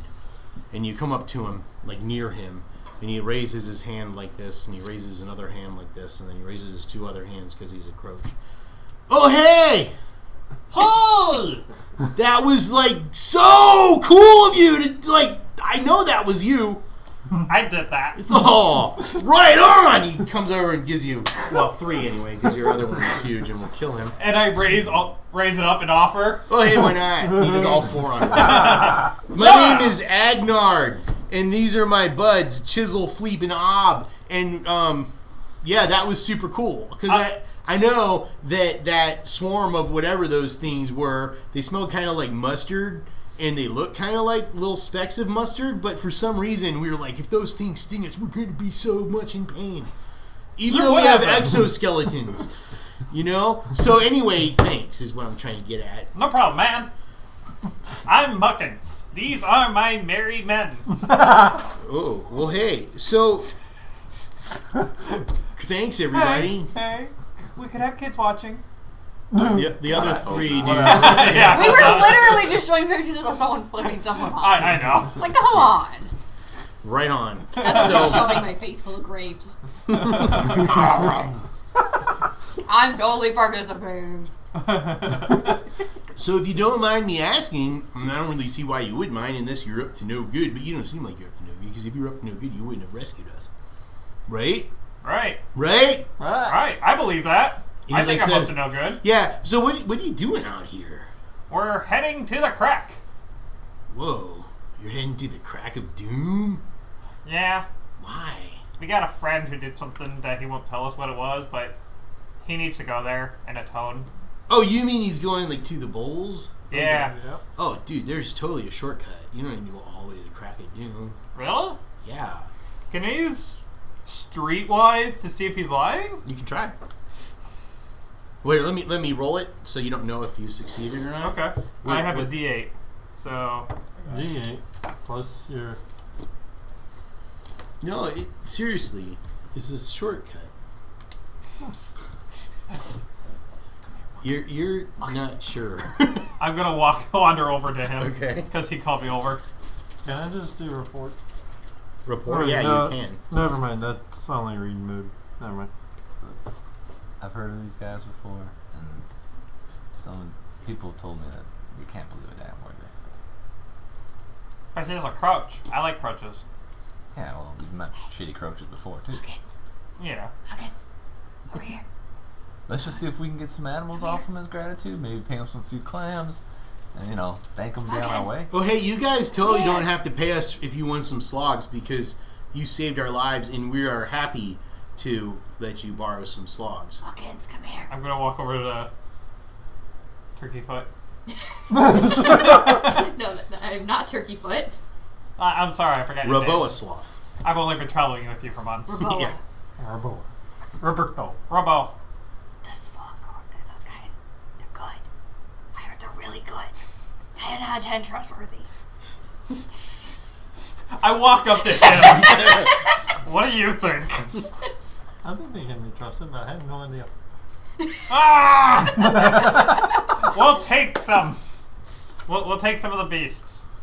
Okay, My so feet is a rest. yeah, we have like 32 of them, and like we were gonna take them. Well, actually, we're not heading to Crackport. We're just out here feeding our slogs. But we were going to sell them eventually, but the thing is, you guys saved our lives, and it was really cool of you to do so. So we're going to give you 4 of our slogs. Right, guys? And the other 3, they haven't said anything yet. They just kind of nod. 4 thumbs up. 3. 12 thumbs up total. Make that 15. Because you don't need one. Oh, wait, I don't have thumbs.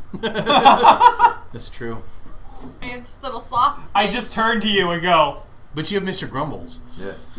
You can make him hold his hand up and do a just thumbs grab his up. hand and just like thumbs up you take it. his hand from him and just like, Is the hand adamant too? Yes. Like the Mr. hand. The Yeah. hand can be like Thing from Yeah. Adam Sandler. He can do it. So I take his hand and hold it up a little higher than everyone else and have him do the thumbs up while he's Awesome. also thumbsing up, and I'm just with my little 3 Mr. little Grumbles claws. does like.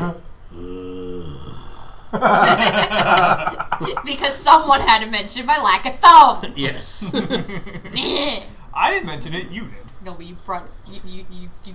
I'm gonna eat like this now. No, So you're not. Toenail looks at you. Uh-huh. I know you didn't ask my opinion, but I think a shortcut's a good idea. Because I'm running late as it is. Well, I say that's the tiebreaker, and I'm going to ask him where the shortcut is. They tell you. They give you directions. They're basically like, head in that direction until you come to Schnoobledong Crest. And then go inside of it. Follow from there. Dong crust. Yeah. Which is gonna help us. A Schnooble is a large mammoth-like organism that evolved from a Yorkshire Terrier. Aww. And Oh, the little yeah. Morky. Yeah, because I used to have a Yorkie whose name was Tribble, and we called him Schnooble all the time. Now So I want to bring up the picture of the Schnoobles. Morky I saw. We- But I'll wait. He was like, "It's me." But okay. Yeah. And I'm going to mount one of the Thingies. thingies, yes, and A slog. start leading us that way, or at least attempting to see if maybe he'll follow. Trying to be the leader. Oh, okay. So that's up to you. They get on the slog backs. Basically, just imagine a Twinkie with eyes and a mouth that is the size that you could ride. Nice. Okay? And they're not real fast, Honestly, but But- they kind of have a frothy sludge that goes underneath them as they creep along. Kind of like a slug. Well, I'm not going to go off alone. If everybody wants to take the shortcut, then we can try it. But if it's not a shortcut, This thing? Exactly. it will just Yeah. be longer to get there. No, that's a slog, yes. Aha! Leadership through brute force. Haha! Yep. Awesome. That's just. I'm gonna reach down, grab some of the cream that's behind it, and eat it. It actually is very sweet. And you're able to eat it because you're a croach. And you I have a know. gullet of skill. It's That's not why. really something other people would want to eat, but you can do it. I'm a very particularly filthy croach, so So you guys move along.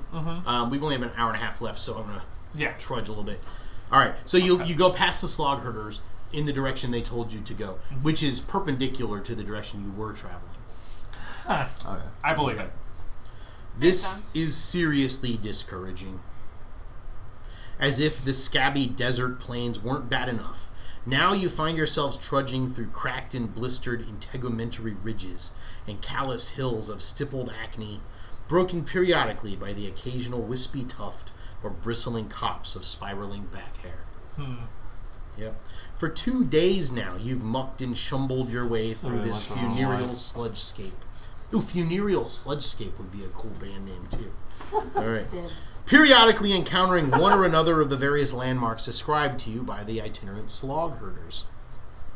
Despite the oppressive terrain and bothersome precipitation, you've been persistently and alternately drenched and pelted by various suboreal flakes, greasy sprinkles, purulent suppurations. Ooh, purulent suppurations, that's another good one. And mucosal deluges. Toenail seems inordinately chipper, despite all that. This shortcut will plop our wazers way closer to the bowls than I thought. He grins, wiping a glob of unctuous sleet from his bulbous schnoz. Salvation, as they say, is nigh.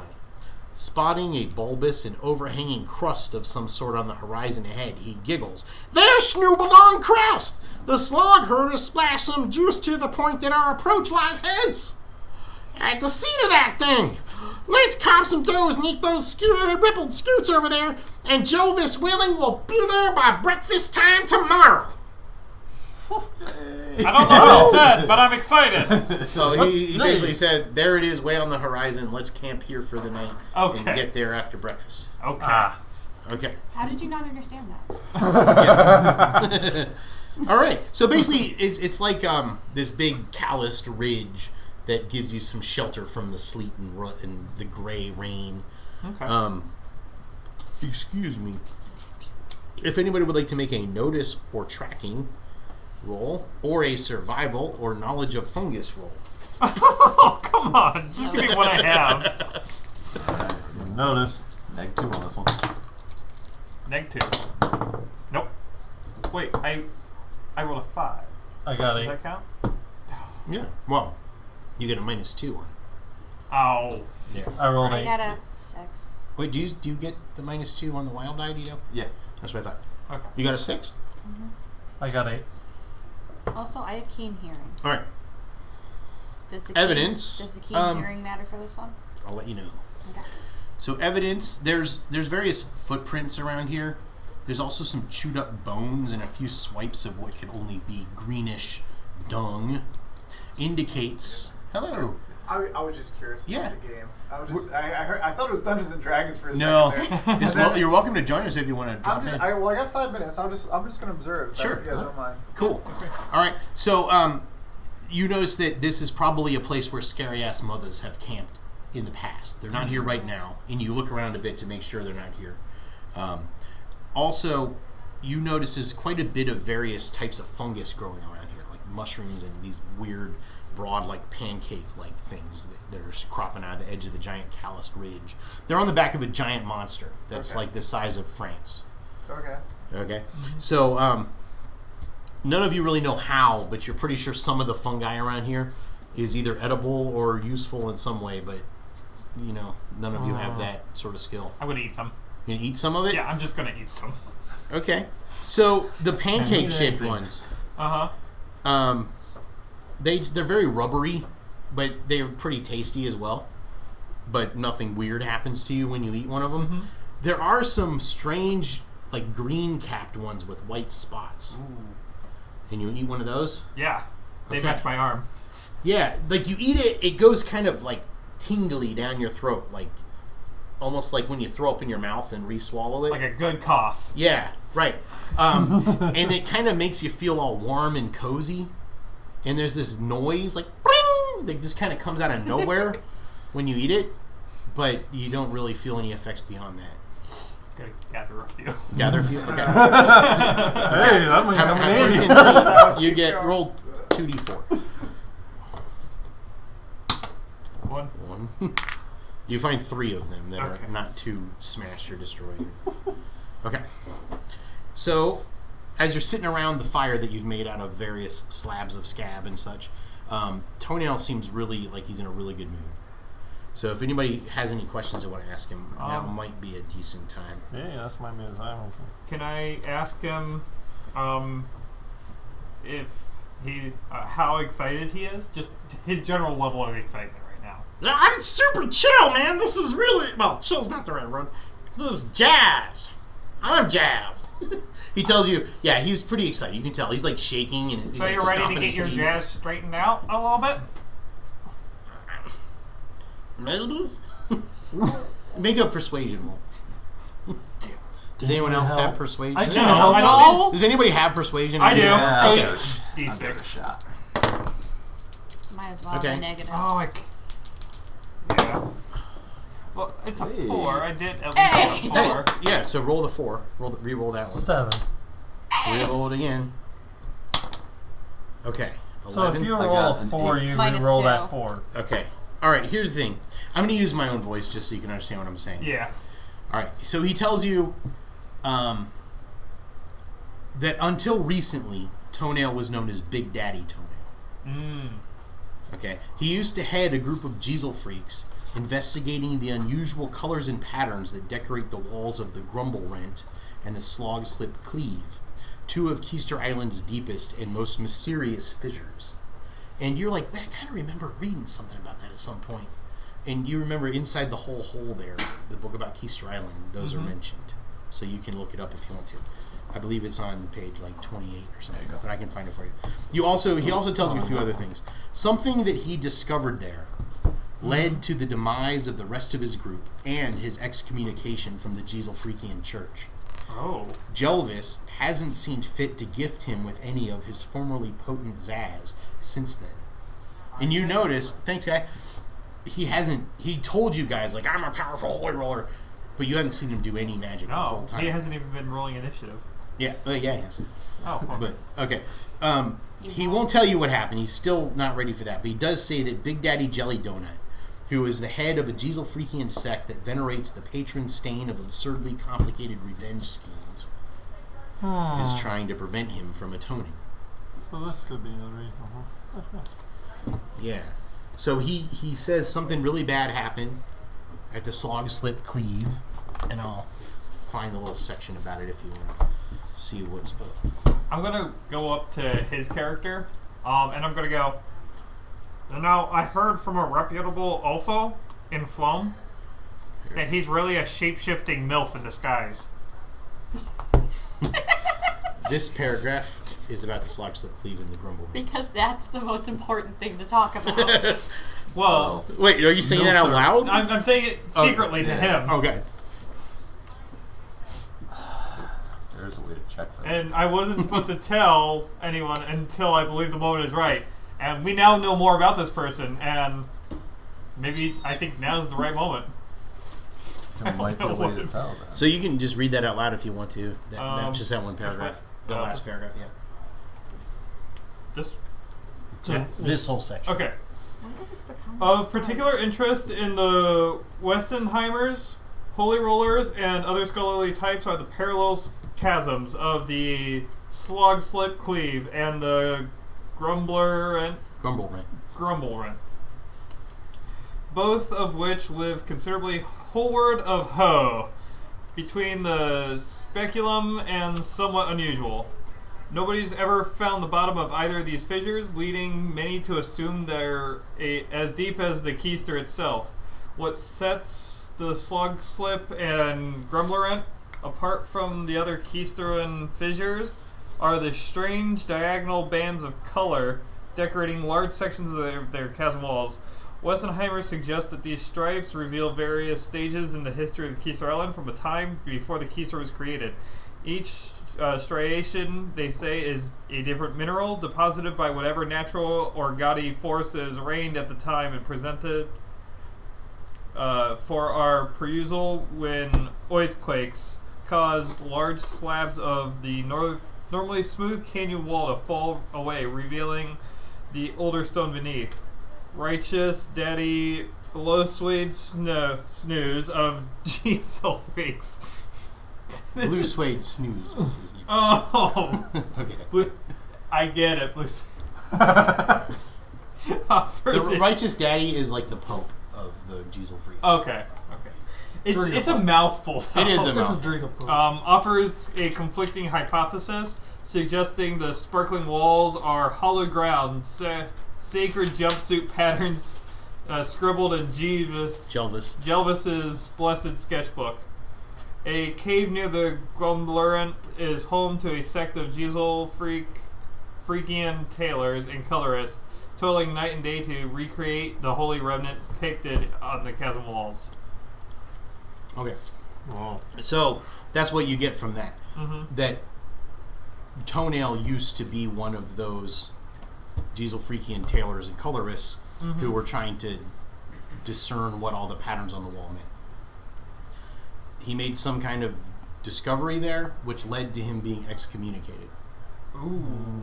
But he hasn't told you yet what that was. Sorry, I didn't mean to That's laugh. it. He translated something that might piss off the Pope. My guess. That's just a guess. Yeah, all the different levels of clergy within the Jezel Freaks are daddies of one sort. So you start off as a baby daddy, then you become like a big daddy and various ones until you get to be righteous daddy, and he's the Pope. Okay. So he's like the head of the whole religion. Yes. Also, Because you read that out loud. Yeah. Toenail's like, yep, that's all true.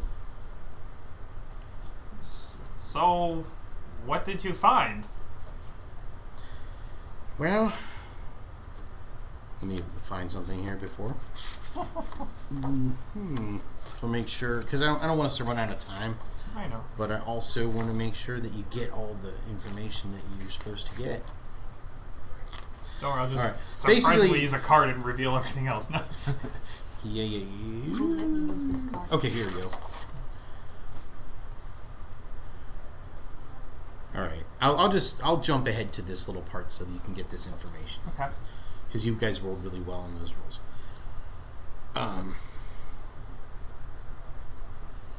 Okay, so he says I'm gonna just read it Go. instead of trying to use his voice, just because we're gonna run out of time if I do that. I know. Well, he says that he found something. I found something really, really big. Not size big, but like importance big. Mercy, baby. Hand me another one of them peanut butter nanner sandwiches big. Y'all are familiar with the Grumble Rent and the Slog Slip Cleave over on Keister Island? Well, what I found was, I found this thing. And the thing is big. It's so big, the bigger daddies don't want nobody to know nothing about it. Thing is, and it led to the thing that's why I'm heading Bullsward. Deep in the Slog Slip, I come across a thing that makes me think big thoughts, right? Now, in the normal state of the thing, the walls of the Slog Slip are all covered in snazzy colored lines and, all indicative of Jelvis's jumpsuits and whatnot. Thing is, I come across a genuine, sparkling rhinestone mine right there, deep, deep, deep in the gap. What, I think to myself, are the odds? Something, rhinestones, growing all natural and conveniently right here in the middle of Jelvis's Goosen jumpsuit? That means something. Something big. It means, unless I was birthed from the juicy udders of a winged plorp, we had it right all along. These colors and patterns really are Jelvis's holy jumpsuit doodles. What other explanation could there be for such righteous syzygy? Mercy, baby. Anyway, it turns out it was all fake. I'm not saying the fissures aren't Jelvis's scrap fabric bin, but I am saying the rhinestones were put there deliberately, on purpose, by someone with an agenda. I don't want to talk about it anymore. So he's kind of getting in a bad mood now. He was in a really good mood before, but that conversation kind of made him, it dragged up some old memories that he was not ready to talk about. All right. I mean, at least yours matter. What? I was like, at least yours matter. Your lowdowns didn't matter? Not yet. There's still time. It's not over yet. But I could end this now. Do it. What? Do it. Do it. Do it. I've learned his secret. Kind of. Not totally. Oh, hold on.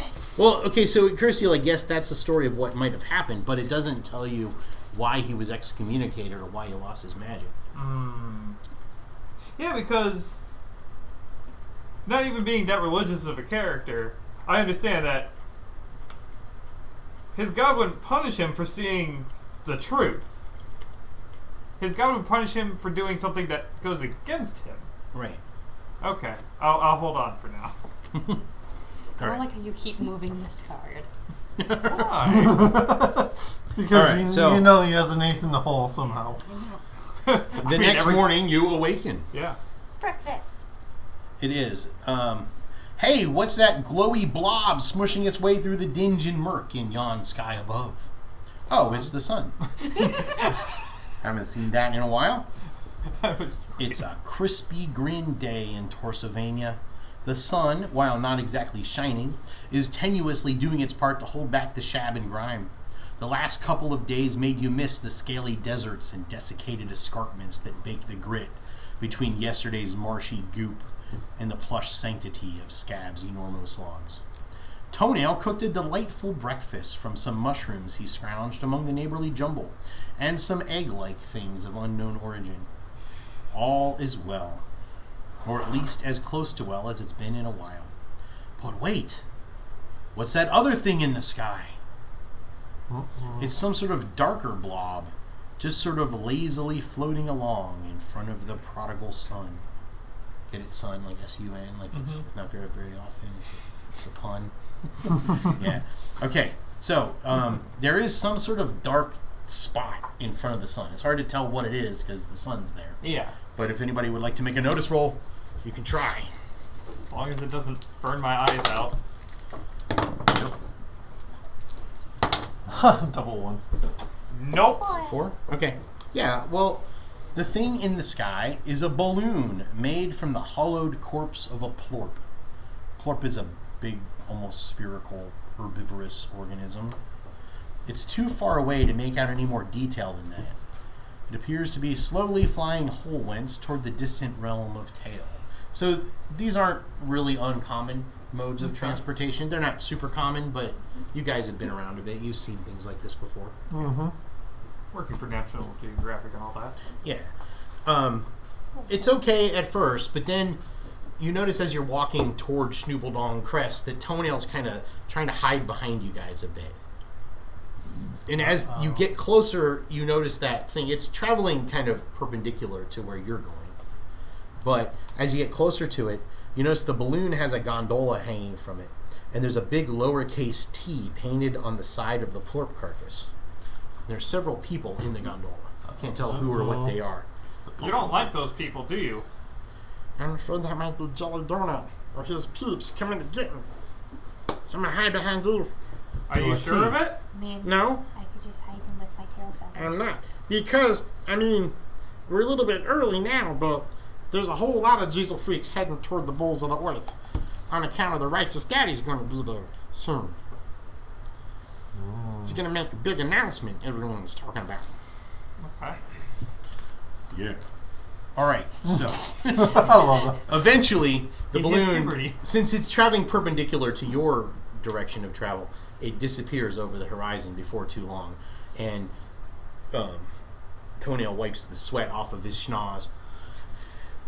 Takes a big, deep sigh of relief. And there, in all its wondrous splendor and splendid wondrousness, is the gnarled, twisted promontory known as Schnoobledong Crest.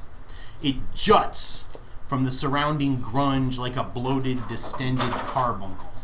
Its shriveled base a convoluted mass of wrinkled, withered meat.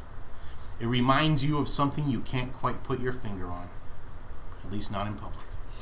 As you approach within a few dozen yorts of the monstrous excrescence, a flurry of motion erupts from among the puckered folds. In an obvious panic, two bulbous creatures scurry from between the drooping curtains of flesh. Jason, the band name. Okay, your band name is Drooping Curtains of Flesh. Yes. They scramble awkwardly and erratically across the sallow crust. Sounds like my ex-girlfriend. Nice. Babbling in apparent terror as they waddle desperately in your direction. Their rump-like noggins a sprout with scraggly bristles, and their slobbering overbites agleam with drool and violent choppers. They're like this. They're like butts with legs and faces and teeth. They're called hair bears, and you guys have heard of them, and you expected to encounter more of them out here on Torsylvania, but they're also kind of secretive and hide a lot. Okay, but they're rambling, like running at full tilt in your direction, and they're like, "Ah!" as they run. And I blast them. You can try to, yeah. Are these? Do they look like they want to hurt us? Make or- a notice roll, since you're asking that question. Should I do Can it? I do it? I'm just wondering if they're running Yeah, if towards the anyone hurt is us or running specifically- away from something. Right. True. I have no idea. I have no idea. 6. Yeah, like, you're 5. pretty certain, like, they look like they're terrified and running away from something, but the three of you, they're just running in your direction. You can't tell. I got a Why? 5. Oh, you can. Okay. Yeah, you're pretty sure they're terrified running away from something. Oh, So, yeah. But anyway, you want to do some initiative real quick? All right. All right. okay. So you got an ace. Man, there's 4 aces in the deck, but we keep getting them. 10, 4, I'm just really 2. always Woo! using There you the- go, and 4. Okay. So, aces first. What would you like to do? You can use that card of yours. You want me to use that card? What does the card do? Just chill out for a bit. What? Whoops. I don't want your grape! Just chill for a bit. Andy right. just spits a grape at you. It says combat immediately stops for 2d4 rounds while everybody has a snack and performs any non-combat actions they want. All right. So you're like, oh man, you pull out like a candy bar from your pocket or something. I'm gonna pull out one of the green cat mushrooms that I picked up. Hold on. 7 I rolled rounds. 7. 7 rounds. Okay. Well, the Hair Bears, they're running towards you, Also. but then they see you guys all standing there, and they kind of stop. They don't have necks. I'll take another call. So they shuffle, like look behind them and look toward you, look behind them and toward you, trying to figure out what's scarier, and then they just kind of saunter off perpendicular to where you are. So nothing happened. Like looking at where they came from more than looking at you. I'm just waiting for my So next card. we eat the next Dorito. I already. say? Yeah. I nommed. I didn't know that's what your card was gonna Yeah, do. It's just a chill. You've just been wanting to use it, so I was like, there, use it. I was just being sassy. So choose one and turn in the other. So we're eating our cheese balls and we just Yeah. watching the show. Like, whoa, it's just time to relax a little bit. We'll So I can use these at any point, right? Yeah. You want to use it now? Is it another break? Yes, I'd like to use it now. Okay. More than just friends, you develop a romantic interest in one of your peeps. Earn a penny upon acting fun your feelings. Okay. Who did you have a crush on? Tim. Or I'm sorry. Muckins. Muckins? Munkins. Yeah, he's a keeper. I'm a fister. During our relaxing break of eating snacks, she just Yeah. turns and is like, hey cutie. Hi. You know, after this adventure, you wanna... Nick Phil? Yes. Sure. There you go. See, I was just gonna get up and kiss you, but Aww. Oh. I'm not that gross. That was your chance to kiss someone else. On stream. Yeah. Okay. I fell in love with Mr. Grubbles. Oh yeah, we should have rolled randomly. This weird triangle of Because I just... love. True I don't like Hold this on, love wait. triangle. No. That's kind of Freudian. I'd like dude. another one. True. I like the cards. Yeah, these really add a lot to the game, I think. I never should play this.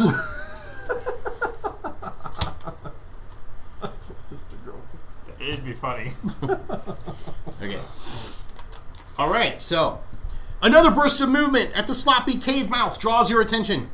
A third hair bear, scrambling in panic, farting and squealing, stumbles its way from the maw. Suddenly, a great gob of grayish-green goo, dibs on the band name, squirts from within, splattering across the desperate critter's backside. The Dibs on a beast band name. immediately stumbles, wobbling to the ground in a fit of trembling shudders. Or shuddering trembles, whichever you prefer. In an instant, an enormous hooked claw reaches from the dank folds to spear the quivering hairbear and drag it from sight. A loud crunch, then silence. So this arm just comes out like spears it with one big giant middle talon and drags it into the sloppy cave mouth, which is like it's floppy meat. It's not like an actual like hole, you know what I mean? Mm-hmm. So it pulls it inside and disappears, and then you hear a crunch like bones being broken, and it stops squealing and farting. Oh. Let's not go in that fold. Yeah. Yeah, I think that was a trap. Can we avoid that one? Can we get around it? I don't know. I mean, there aren't any like obvious entrances Right. to this. The only place where the like vertical, like diagonal creases kind of seem like they pull apart is right there. But you could potentially go up and try to pull others apart. It's just, it's like a shower curtain. Yeah. Oh, box of chocolates. Never know what you're gonna get. I'm going to conjure a dinge. Nice. And I'm going to have it move forward and start prodding the folds. Brilliant. Now, keep in mind also that you still have all these slots. Oh, I opened it to the page with a picture of a dinge on it. That's a dinge. Awesome. Dinge. He's so cute. So you're like, you got to find some kind of filth to summon it from, but that's everywhere.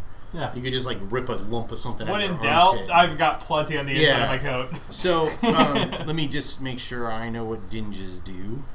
Here. It's right here. 225. Okay. Which is, I was on 227. Okay.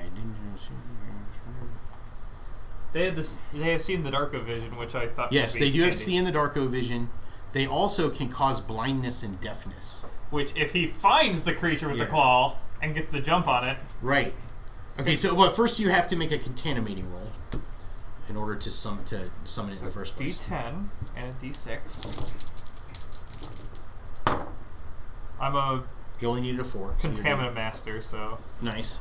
Okay, so yeah, there's like this weird kind of bubbling noise, like someone blowing through a straw into their chocolate milk, and this like kind of wispy yet leathery creature just kind of forms out of this like effluent vapor that comes out of the ground. It's got wispy sort of tentacles. It's on page 151, the picture. And it just stands there just like this with its arms crossed, and its feet merge with the ground because it's cool that way. And it's like, you guys are like, oh, he finally summoned something. And it stands there with its arms crossed, like flopping its little fingers, looking at you. And it starts, even though its foot is like merged with the ground, it's still like tapping its toe impatiently. go check the folds. If you see a monster, blind it. If you blind it, it's funny. It slinks off. And it's muttering to There's itself. nothing they like more than seeing a dude blinded stumbling around. I'm trying to Yeah. calculate, based on what I saw of the arm, how big the creature is, that using my Okay. scientific It's mind. make a knowledge roll. Like you probably don't have knowledge of monsters, but just make a smarts roll. It's like common knowledge. Everyone can make a smarts roll if you want to. I thought I was a brute, really. I'm a At minus summoner. 2 though. So I got a. Oh wait, Oh, I can only do that once a day. 7. Okay. And you can't go lower than So earlier you encountered a bunch of scary ass mothers.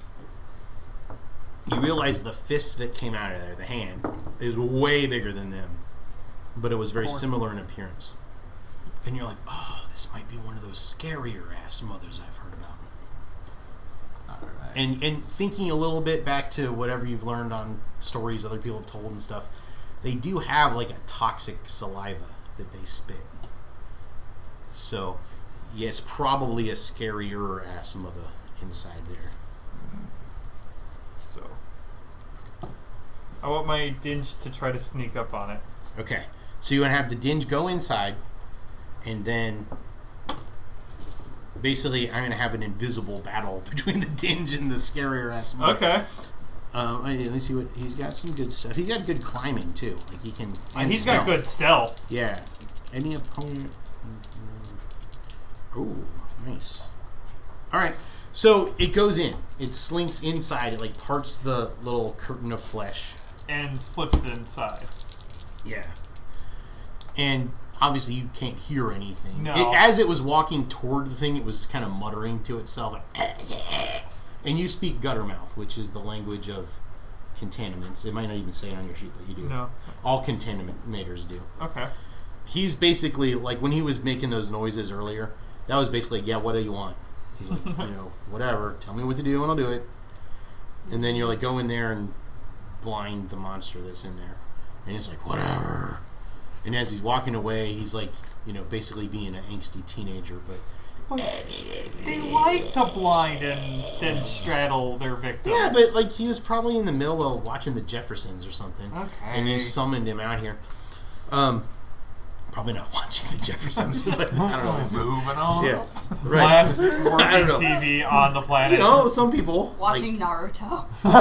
something. Well, he He's doesn't- Naruto running towards Area Yeah. 51. No, but he slinks in there and like disappears. He's very smooth in like an unsettling kind of way. Like his flesh looks like if you were to touch his flesh, it'd be like no wrinkles or anything on it. Like it'd be like touching glass or something.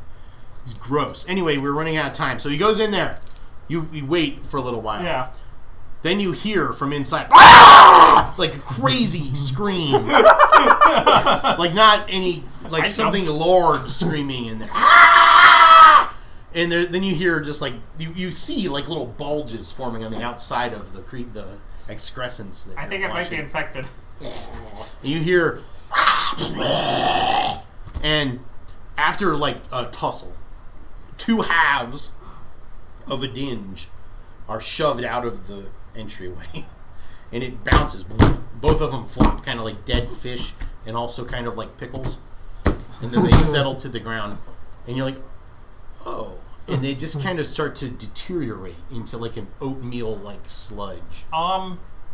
But you hear still from inside something is screaming. Like, ah! And you hear it like bumping into stuff. Now's our chance! And I'm gonna run in. Okay, you're running in. Who's going in first? Are you still on Oh, the hell worm? yeah. All right. As fast as that little thing I'm can gonna go as fast as I can. This then. thing, scarier ass mother, is inside there. It has several eyes, but all of its eyes are currently clouded over. Like big cataracts have formed on its eyes. And it's just swinging its arms, like just wildly smashing into stuff. There's some sort of oatmeal-like crud dripping out of the side of its mouth, like it ripped the dinge in half. But it's obviously blinded. And I'm going to not tell you how long it's blinded for. But yeah, so you guys want to do something to it? Yeah. Yep. I want to. All right, king, 8, 7, queen, king, 8, 7, queen, and then it goes on jack. Okay, so king is first. That's you. So let's just say you guys all get in there at once somehow. Yeah. Like, I don't know, you just squish through the entryway. Can I just charge up to it and scratch it? Yeah. Dive into the folds. And then also It's have, blinded, so you have a +4 to hit it. Also, Mr. Grumbles will do whatever he do. Okay, so just do yours separately. There's Mr. Grumble's stats.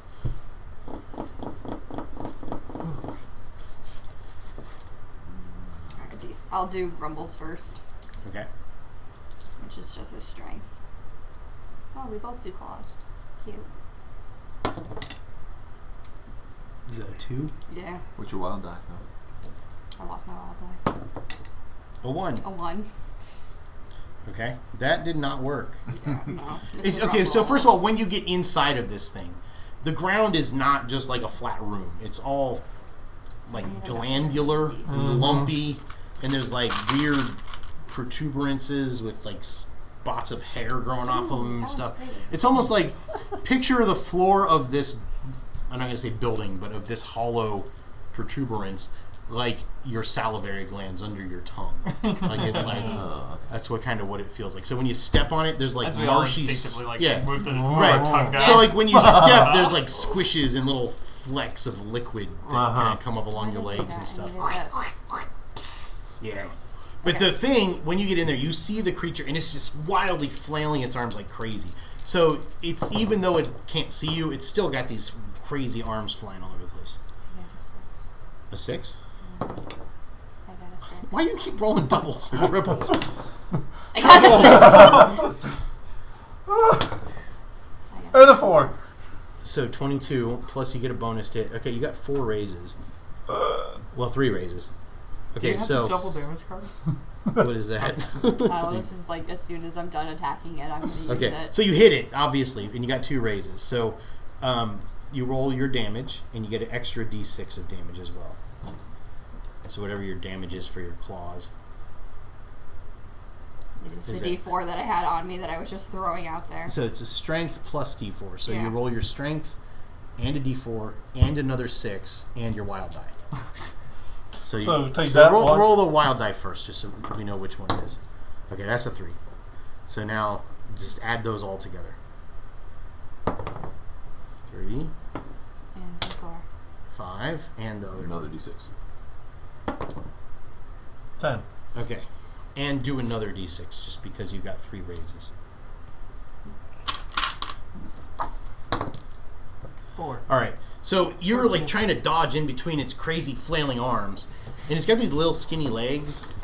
Oh. You hook your sloth claws around the legs on both legs and just pull forward, and it flops backwards, and it hits itself on this big kind of rectangular gland behind it. It's kind of like a waterbed. and it splashes back, and you're all like showered in this mist. There's no the only light in here is just a little bit that kind of hazily comes through whatever holes are up at the top. So you can't even tell what color this mist is, but you're all kind of like fizzled in it. But he's still alive? He's alive, but he seems really distraught, and he's not really in the mood to fight anymore. Sweet, what does that do? Random opponent is struck by lightning and takes 3d6 damage. Just out of Sweet, nowhere. inside. It's Jelvis! Praise be to Jelvis! Well, he's frothing around on this gland, and somehow the static electricity builds up as he's frothing. Let's see how much damage he does. No Praise wild be die, to right? Jelvis! No, this is just straight damage. 5. There's a okay, so you guys are all inside this darkened chamber, and lightning strikes like as close as we are to each other. Yeah, you guys are all like blown backwards. Your body is covered in fuzz, which is now sticking out in every direction. Look, it made sense. Same with your mammalian parts. I was gonna say, yes, my scales. Yeah, your arms now look like leg warmers or something. Very cool. Yeah, That's all my head there's is made just out this of. smoking, charred corpse. It's basically like a big lump of charcoal with legs and teeth sitting in this gland. And there's little crackles of electricity going through the gland somehow. Like, you didn't see a bolt, it just exploded. Wow. And you guys are like, whoa, I can't really hear very well. Although, like, you're a crow, you're a base, you evolved from a cockroach, so you don't really have the same kind of ears. No. Oh, Yeah, God, that's my okay. poor ears. My Yeah, antennae you have are rabbit twitching ears. horribly. So I'm it doing takes as much a of a few thumbs up moments as for I you guys can. all to recover. But yeah, Thumbs up. okay. We just killed a big ass mother. It's like every big giant thing you've encountered, you just kill it instantly. You one-shot it, yeah. We only have like an hour left. So. Well, it's good because we keep one-shotting everything. Yeah. I'm Okay, sorry. so I'm No, gonna. we're good. It's We're just badasses. I just walk up and I'm like, trip, explode. I just beezed an entire We're the most encounter, powerful so... we're the most powerful group of the entire. That's why they Andy, sent us. I would like to eat. That was a half of one. I already took half of the bite while you were looking. I've been doing that. I've been slightly numbing them. All right, so there was a whole stuff that went along with that, but we skipped it. Yeah. Makes me wonder Okay. what his card is. There's kind of a tubular tunnel, some kind of artery or something that comes in the ground. And after searching around the room for quite a long time, you don't really see any other way to go. It's big enough for you guys to walk through.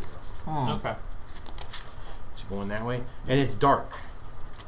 Didn't pick one. I Left. will. Yes. You're right. Craft something to give it a little bit of illumination. Maybe some of that static electricity I can harness in some way. Get a little bit of I illumination. mean, do you want to see the light So kept? you have powers listed on there. Those are the things you can make items doing. He gave a book of Oh, you I got have Right, one. scroll down. Scroll Right, down. right there. Yeah. All right. Did we I cover can. scrolling? I'm mine. No, I don't have anything. Okay. To do with that. So I'm going to make this a little easier for you. Yeah. There's this little That's what you're constant. caterpillar-like organism. He's super cute. I didn't know. And he's just kind of sitting, like clinging like a koala to one of the fleshy lobes. I want to. And you're like, you guys are kind of lamenting how dark it is in here. And as you're talking about it, the organism itself just kind of starts to emit a pale orangish light. Oh. Huh. Yeah. So I'll telekinesis it to the front of the worm. Okay. It Have it- smiles at you as it's floating through the air. And it's like... So I can grab onto the front of the worm instead of grabbing onto the stalag. Well, Okay, so it like sits Whatever. on the worm's head, kind Yes. of, grabbing on like a koala. yes. Cool. This thing, you guys have heard of these because when you did a little bit of research to come, because you knew you were coming to the Incredibly Huge Monster, this is a creature called a Glarence. And it's just a little, I have pictures of them, but not with me. Yeah, it's fine. They're little worm-like things that glow, and people put them in jars and stuff to use as lanterns, or they can just cling to stuff. And basically, they respond to like the desire for people to have light. Like, so if you're like, okay, Glarence, turn off or whatever, it'll dim itself. They're very intuitive. It's so cute. Headlight. Head's like, So let's That's his Head name. on. move ahead a Light little bit. directly to the front. All right, so you guys go into the tunnel. yes. It's tight and squishy in here, slickened by secretions best left mysterious. I still like mine. I'm gonna fist my way through. Nice. So you're going first with Fist your first. Okay, and then you're next with the light, I suppose. Yes. The tunnel jags sharply downward after several yorts and then opens suddenly, dropping you with a splash into a large, roughly ovoid vesicle of some sort. The surface beneath you is disgustingly spongy and coated in a viscous, extremely slippery film. So you can't even stand up. Your worm can still find purchase because it's magic. The rest of you, though, as soon as you like fall out of this hole in the ceiling, because it gets really slippery, and you're like basically picture like you're inside of a giant hollowed out watermelon. Right? It's like long and oblong, but it's coated in like just like baby oil or something, like super slippery substance. Water slide. Having evolved from a cockroach, do I have any way to stick to the... Unfortunately, no. Okay. I mean, your giant claw like can keep you from falling anywhere, but it's I'm gonna plant like it. to actually stand up is difficult. Like you stand up and it's like standing on ice. Like you're kind of like the Scooby-Doo run. I'm going to stand in my own hand. I don't know if you're familiar with that or not. Oh, a little bit. Yeah. Zoinks, zoinks. We got some young. We went all day. All day. Without a zoinks? Yes. I'm done. I leave. Alright. So, Dumbass. beneath the greasy sludge, the remains of some sort of planking made of mushroom stalks litters the ground. It appears there was once a walkway erected along the expanse of the floor, but it has since fallen into disrepair. Various bumpy purple glands grow from the walls. At the opposite end of whatever this organ is, you can dimly see what appears to be another tunnel opening, although it is squeezed shut tighter than a bottom liner's clam sack. Its puckered sphincter quivering gently as if tickled by an unseen feather. Bottom liners is a religion that worships money. So see, their clam sack is like their money bags. See?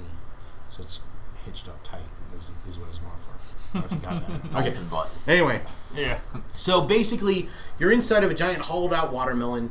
Way across the room from where you guys are, maybe 30 yorts or so, is a sphincter on the wall that is clenched up really tight. Like, looks like that kind of. Or maybe even like that. Okay?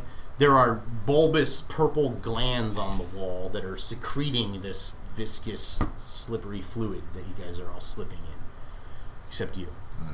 You're like, it's getting in between like your butt and the saddle and stuff, but your inchworm, when it tries to go, it can't really move anywhere. It just goes up and down. Yeah. It's doing the worm. Can I float us there? Use my telekinesis to Well, push us? the thing is, you or like give create- us like a The way your telekinesis works is it's what allows your weapon to work. Got it. Raises 3 hands. So since you create items, basically you already have the items created. Gotcha. Is what it is. So you basically start with magic items. Is how that translates. At Um, least in a short term. can we game. all grab onto your worm and then you use your pokey stick to push against the far wall and to keep extending? Us Oh, that way? could work. Yeah. That's, Yeah. I was, yeah. That's, That's what I was thinking. Like, Okay. Sorry. yeah, that would work fine. It's a good idea. So basically, you're gonna Great aim your minds and stick all. at the back wall. Right. Like Everyone just grab on. everybody grabs on, and then I and then you extend it, and it pushes against the back wall. Yeah, it does. Then it works perfectly. All right. The ground's a little bumpy because of the irregular broken planks underneath it and stuff. Best gondola ever. Make a notice roll as you guys are kind of pushing across the room.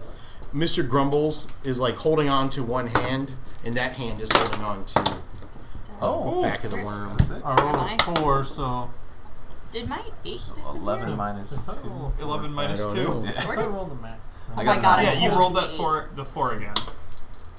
So I got 5. 5, 11. 11. Or no, 11 minus 2, so 9. All right, as you guys are moving Great along, minds. you notice a couple things. One is that there's some sort of slab, like a rectangular slab underneath the slime. And as you get closer to it and kind of go over it, you notice it's actually a sign. It says "The Guts" on it with some arrows and some kind of red blob. And it's like just like a sign you would see in Is front the of a arrows building pointing the or way we're something. going, or the Well, opposite? okay, so it's got a broken section at the bottom, so this was probably up on the wall or on a post of some sort that has since broken, so it's hard to tell. Tell which way it's going. Yeah. because it's not facing the original direction. It's post. Yeah. You also notice that most of the glands are purple, although some of them are bluish, and one of them that you see at first is kind of a bright reddish orange color. But it's kind of far away and high up. Oh. I've already used my one conjure for today, so I can't conjure again. Can I defile some of the goo and build a minion? I don't know. I don't know what defile means. Defile lets you create containmatronic minions. Ah. But you need substance for that. Okay. My only question right now is, what is my tism? I think that's a misprint. I Okay, think I was just that's a wondering. I'm remnant like, wait. from a different character sheet. Okay, I'm like, wait a minute, I don't. You're not a tisn't. I'm a tisn't. Yeah. It tisn't a tisn't. Okay, I'm like, Because it Yeah. not this and it isn't that. No, that's what I'm just a like, wait remnant. a minute. That is the danger your of stuff copying and is- pasting. Why do I have a tit? Mind affecting. Yeah, which I can't flip. I wish I could So- do that. Yeah. What do you want to do? Well, we're going towards the sphincter-like thing, so we'll just keep going towards that. Okay. Hopefully we'll be able So to you push open all it. the way up to it, Right. Mm-hmm. and it's there. Right. It's giant, And sphincter. I recognize it as being part of the Holy Order, the people who worship the money. No. No. It's close. It's That was a saying metaphor. Oh, I was yeah. saying it was cinched I was up going to offer tighter. clams. Yeah. Yeah. It's tighter than It's Justin. Miser. It's like here. No touch money. It's Close like tight. that. Okay. Okay. It looks like that. It's like a dolphin butt, water pet. Yeah. I mean, I have a big fist. Here's the problem with that. We don't know what's on the other side. So I'm going to hit it. Oh god, we're doomed. He's gonna punch it. Yes. Yeah. I'm I gonna, was gonna say maybe use the big fist and try to open it. There you go. you got to get the Alright, fist in first. No, you stretch it first. Man, Nope. Okay. I have heard all of this before. So It also reminds him of his ex-girlfriend. Oh. So this could either go really poorly or really well. So I'm down with this. That's Well, is that 7. a fighting roll?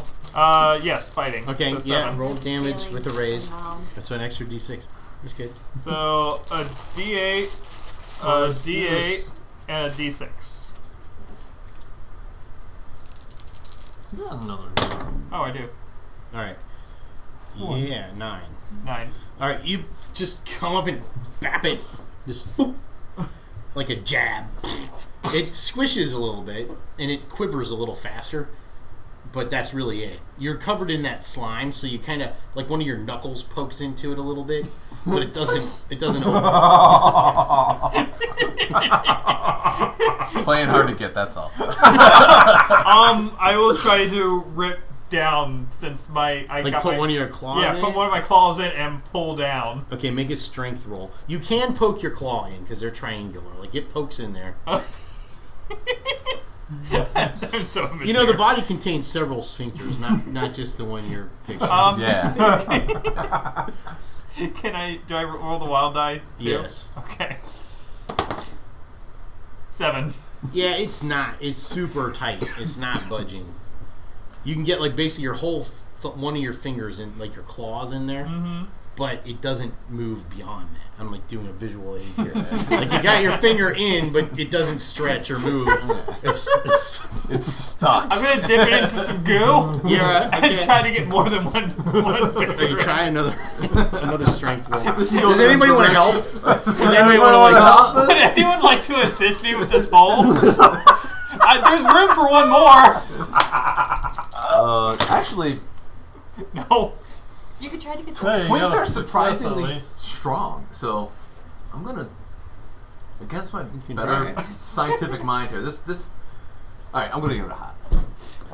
Like, are you gonna like? He's already got a finger in there, Yeah. like a claw. We'll, Do you want to go in there too? I was gonna say Yeah. with my 3 fingers, I can. He's got the also wedge. help. Okay, now keep in mind it's still super slippery on the floor, so it's hard to find purchase. If you keep your weapon propped up against the back wall, you can try that.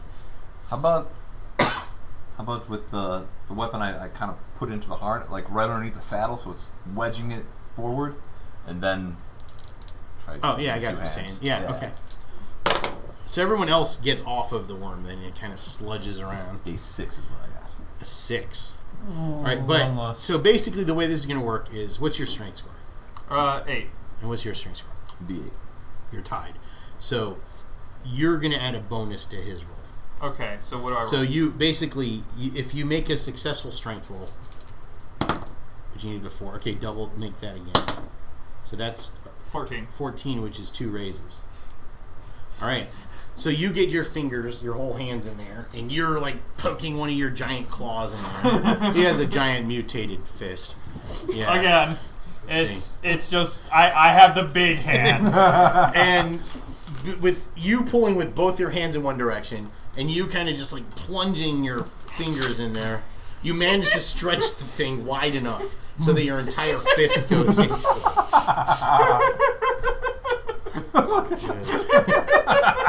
So his whole fist is in there, and you got 2 hands in there, like pressing But against it's his. not budging. It's not getting any bigger than that. Like you got your Alright, whole fist in. I think this is futile. I'm gonna climb in and try to Hercules it. Make an agility roll. Oh no! I have a D4. 5. It's really difficult to do because your whole fist is in there, but your fist is bigger around than your body is. So, This could end bracing poorly. your feet against the worm, you just kind of tuck your giant eyeballs into your elbow pit and like pull yourself through. You get your hand on the other side, and it goes around like a lip. Pull yourself through. I'm gonna give birth All right, to so myself. what happens is kind of reverse birth. Yeah, I'm going home, Mom! You slip in and you just really quickly, like his whole body goes through and his legs stick out and they go all the way through and he's like squirted out the other side somehow. If you want to maintain the opening, you need 2 raises on a strength roll. I'm sorry. Hold on. Now is the time. Okay, you need a 12. You did it! No, you got an 11. Wait, okay. Does anyone want to rush in really quick and help? Me. Okay, wait. Well, both. In order to do that, I'm gonna roll a d8. You have to beat me with using it. You have to make an agility roll and beat what I roll. This is what I have. This is what I have. Each of you that succeed will add +1 to his roll. So only one of you needs to succeed. Yes. Okay, I got a 4. You have to get higher than a 4 and 6. succeed. All right, you both did, and that's actually to roll it again. I know. I just wanted to say it.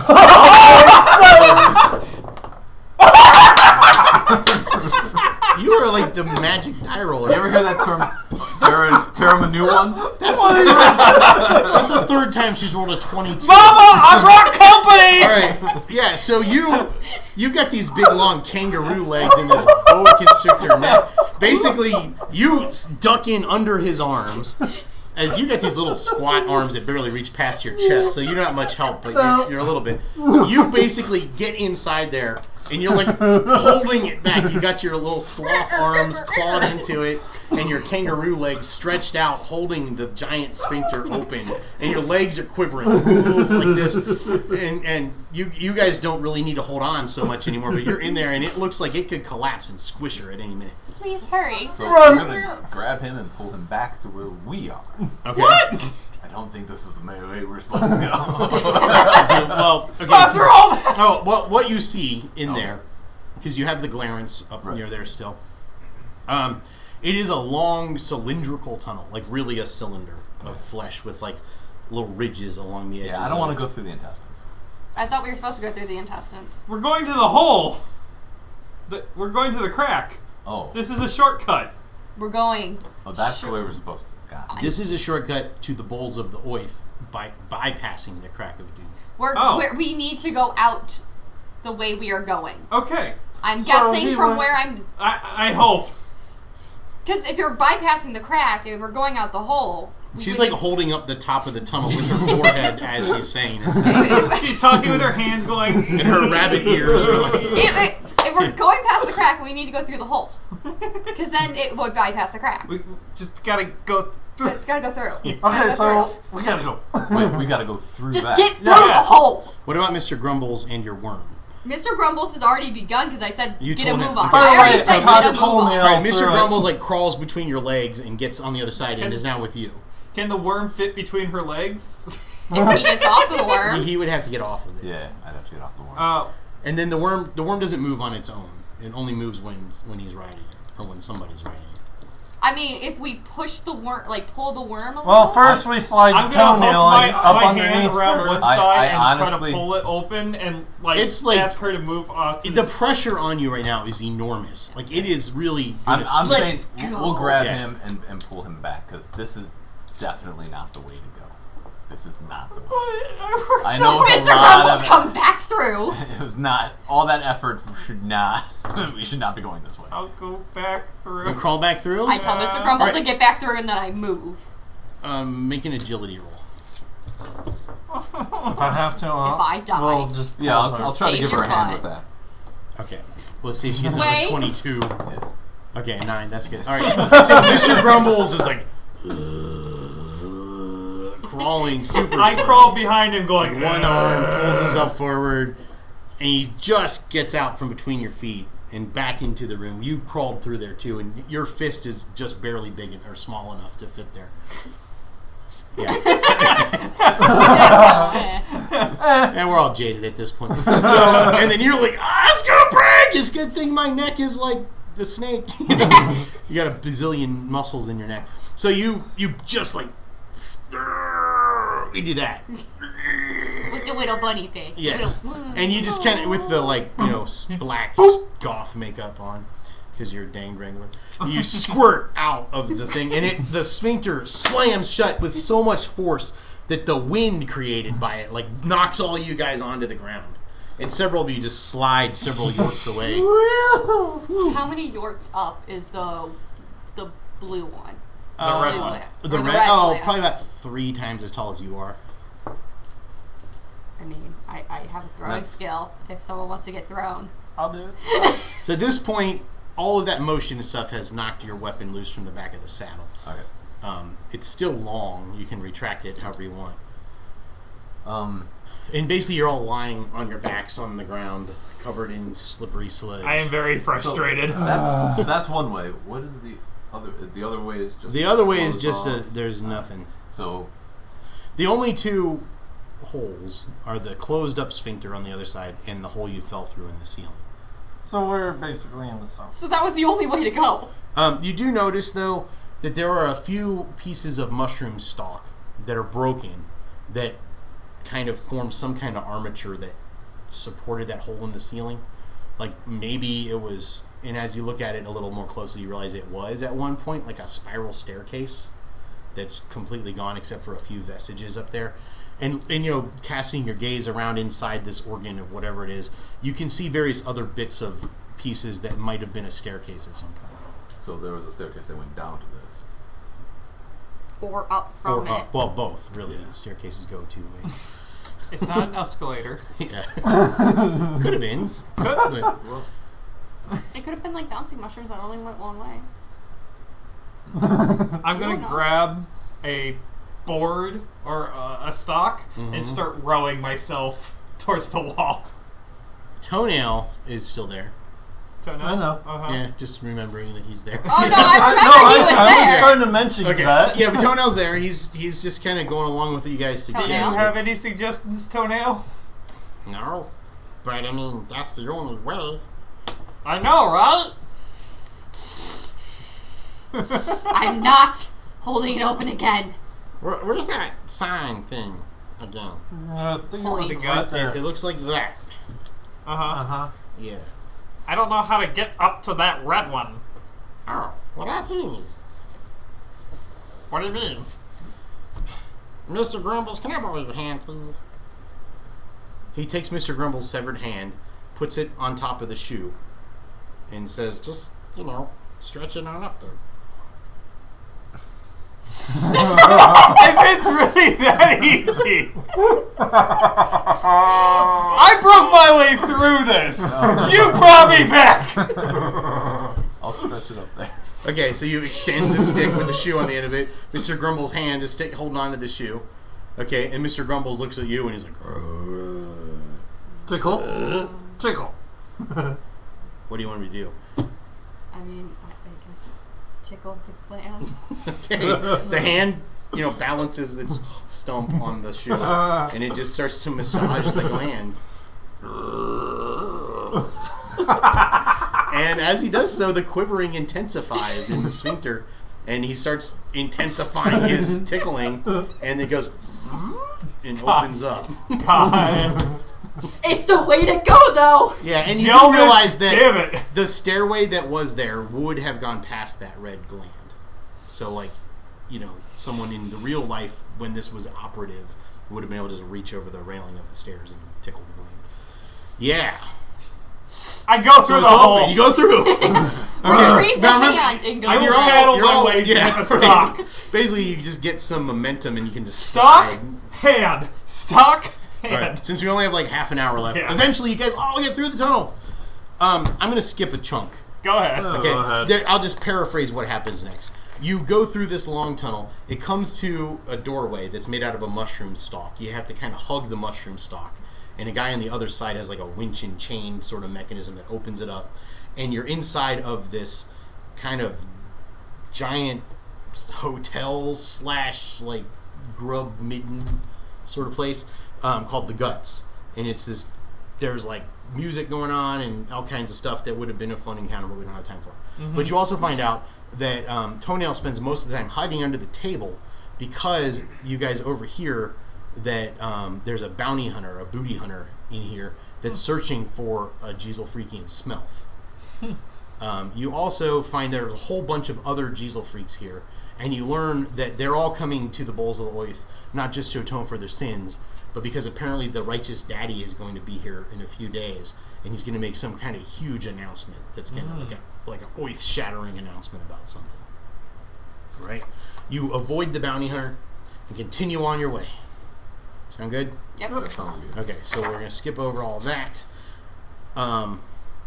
There's a whole thing there. You travel for several hours down the intestines of the creature, which are, like, it's hard to describe how big the thing is. Like, its intestines aren't New York just, subway. like, big. Like, you don't realize you're inside of intestines because they're, like, 40 miles across. You know, in Cruise this, liner. yeah, but even way bigger than that. Exactly. I mean, there are entire cities inside of the intestines, and the ceiling has glarences that live on it that look like stars. Wow. So it's pretty cool. Anyway, I'm going to skip over all that. Okay, so it takes a while. You get to learn more about. Let me see. You get to learn more about Toenail. He tells you on the journey that he saw it with his own weeping peepers. Mercy, baby.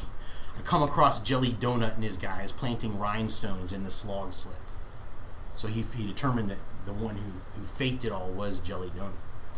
See, they had it in for the Righteous Daddy, who apparently snubbed Jelly Donut at some party back in the day, and is one of the biggest expounders of the whole Jelvis's holy jumpsuit patterns theory about the fissures. If it came out the gist was unkosher, Righteous Daddy Holy Wafer would look like a goof. My orders from on high were to brush the whole dang thing under the shag and make like I was unhip to the gist. My sin, the one that miffed Jelvis and lost me my zazz, is I said no. Now Jelly Donut's mad at me on account of I'm hip to his trick. Righteous Daddy Holy Wafer's mad at me on account of I wouldn't fib for him. And Almighty Jelvis dished me a snub on account of I guess I done did the wrong thing somehow. I don't know, maybe it's because I failed to squash the monster that ate my congregation. Well, now's about the thing to set it proper. So basically what he's saying is he believes that he was excommunicated and his zazz was taken away because he refused to lie for the Righteous Daddy. Because the Righteous Daddy found out that the rhinestone mine was fake and he wanted Toenail to say it was real anyway. Right? That's pretty deep. So you already knew that? No. No? But I can either... out of character, Yeah. I can either kill him now and get 500 clams for it, or I can make sure he makes it there safely and make 500 clams for it. I mean, do you want to talk contradictory? Yeah. A worm in bloom told me that there's a 5,000 clam bounty on him. But also I was told it's a lie. So he is both, has a bounty on his head, but also does not. And it's a lot more money. I think Well, that's look. Why do we need to have a bounty on somebody? Well, those are not null and void. That's what I'm talking. I had 2 contradictory ones that was beautiful, but... He did also say something about a monster eating his congregation. Yeah. Yes, that's just sad. What kind of monster was it? Oh, that, yeah. So the croaked a bunch of peeps was dopes, or you're all wrong then. What? Croaked a bunch of peeps Oh, and dupes. And dupe. And that's why he's on. Well, we So don't know if he's eager lying to repent. us. Oh, maybe he killed his congregation. Well, you ask him about the monster, and he says, Oh, yeah, that. It was super goose and scary. Mercy, baby. This thing with all the horns and eyeballs and whatnot comes bursting out of nowhere and starts ripping my peeps apart. Seriously, out of nowhere. We was all just hanging out, pondering our next move. Daddy Flababoo says something like, Dang it, I don't know why we even bother anymore. Jelvas don't care nothing for none of us. Well, suddenly this big monster is in our midst, spreading all sorts of mayhem. Flababoo shouts, Not you again! And then he's in 3 pieces. The thing even managed to spit me in the face before we got it to go away. yeah. So he tells you about this monster that ate his congregation. Was the monster before or after Jelly Donut? After. did he lose his power? So the timeline is he found the rhinestone mine, told the righteous daddy about it, Long legs. then found out it was fake, then told the righteous daddy it was fake. The righteous daddy said, lie about it, say it's real even though you know it's fake. Because then people would lose faith in. Right. Lose the Then power. after that, he and his posse were kind of trying to decide what to do next when this monster, and they were like losing their faith. Like one of them is like, Jelvas doesn't care about us. And then this monster shows up and kills a whole bunch of them and spits on Toenail And then he lost his powers. around the same time, yeah. Dang. Okay. Timeline makes more sense. Okay. Yeah.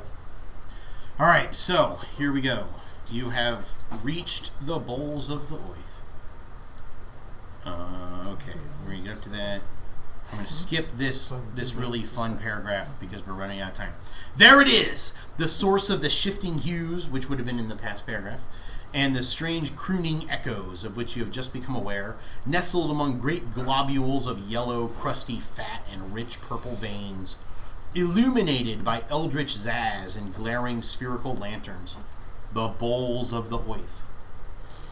It's a long, low fortress, bombastically elegant yet tastefully understated, with grand pillars and windowless sparkling walls. Sitting atop the works on a gargantuan throne of immaculate white porcelain is a colossal effigy of Jelvis himself, resplendent in cape and loincloth, holding aloft his sacred jelly donut and his numinous lowercase t. So it's a long rectangular building with a giant toilet on top with a statue of Jelvis on it. There's a bunch of diesel freaks all over the place around here. What's up? You guys are conspiring. No. No. Oh, you were just like, that last encounter gave me some ideas. Right? I need a boot and a long stick. Yeah. I see. And 64 gallons of lube. Need more worms. Alright, so you've reached the bowls of the oath. There's like some of the diesel freaks look like they're on guard duty. Some are just like super excited to be here and they're bowing and like talking with each other excitedly. Toenail asks if you would like to accompany him inside. To get another Yeah. card. Yes? Does that make And sense? they- Use that. Okay. You I don't have want to to use a talk card with to get another you card. know. Good. Okay, this is the part that I always run out of breath when I'm reading. Because it's a long sentence. Okay, here we go. This place looks like opulence binged on chintz.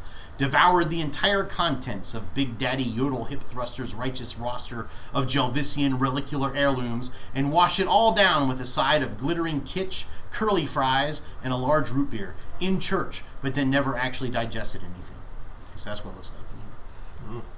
The walls are the same fleshy gut matter you've been traipsing for the past whenever, but beyond the pillars and the long white walls, the digs are so encrusted with rhinestones, statuary, lowercase t's, and other manifestations of Jezel-Freakian symbology as to abash the most garish freak-fedral.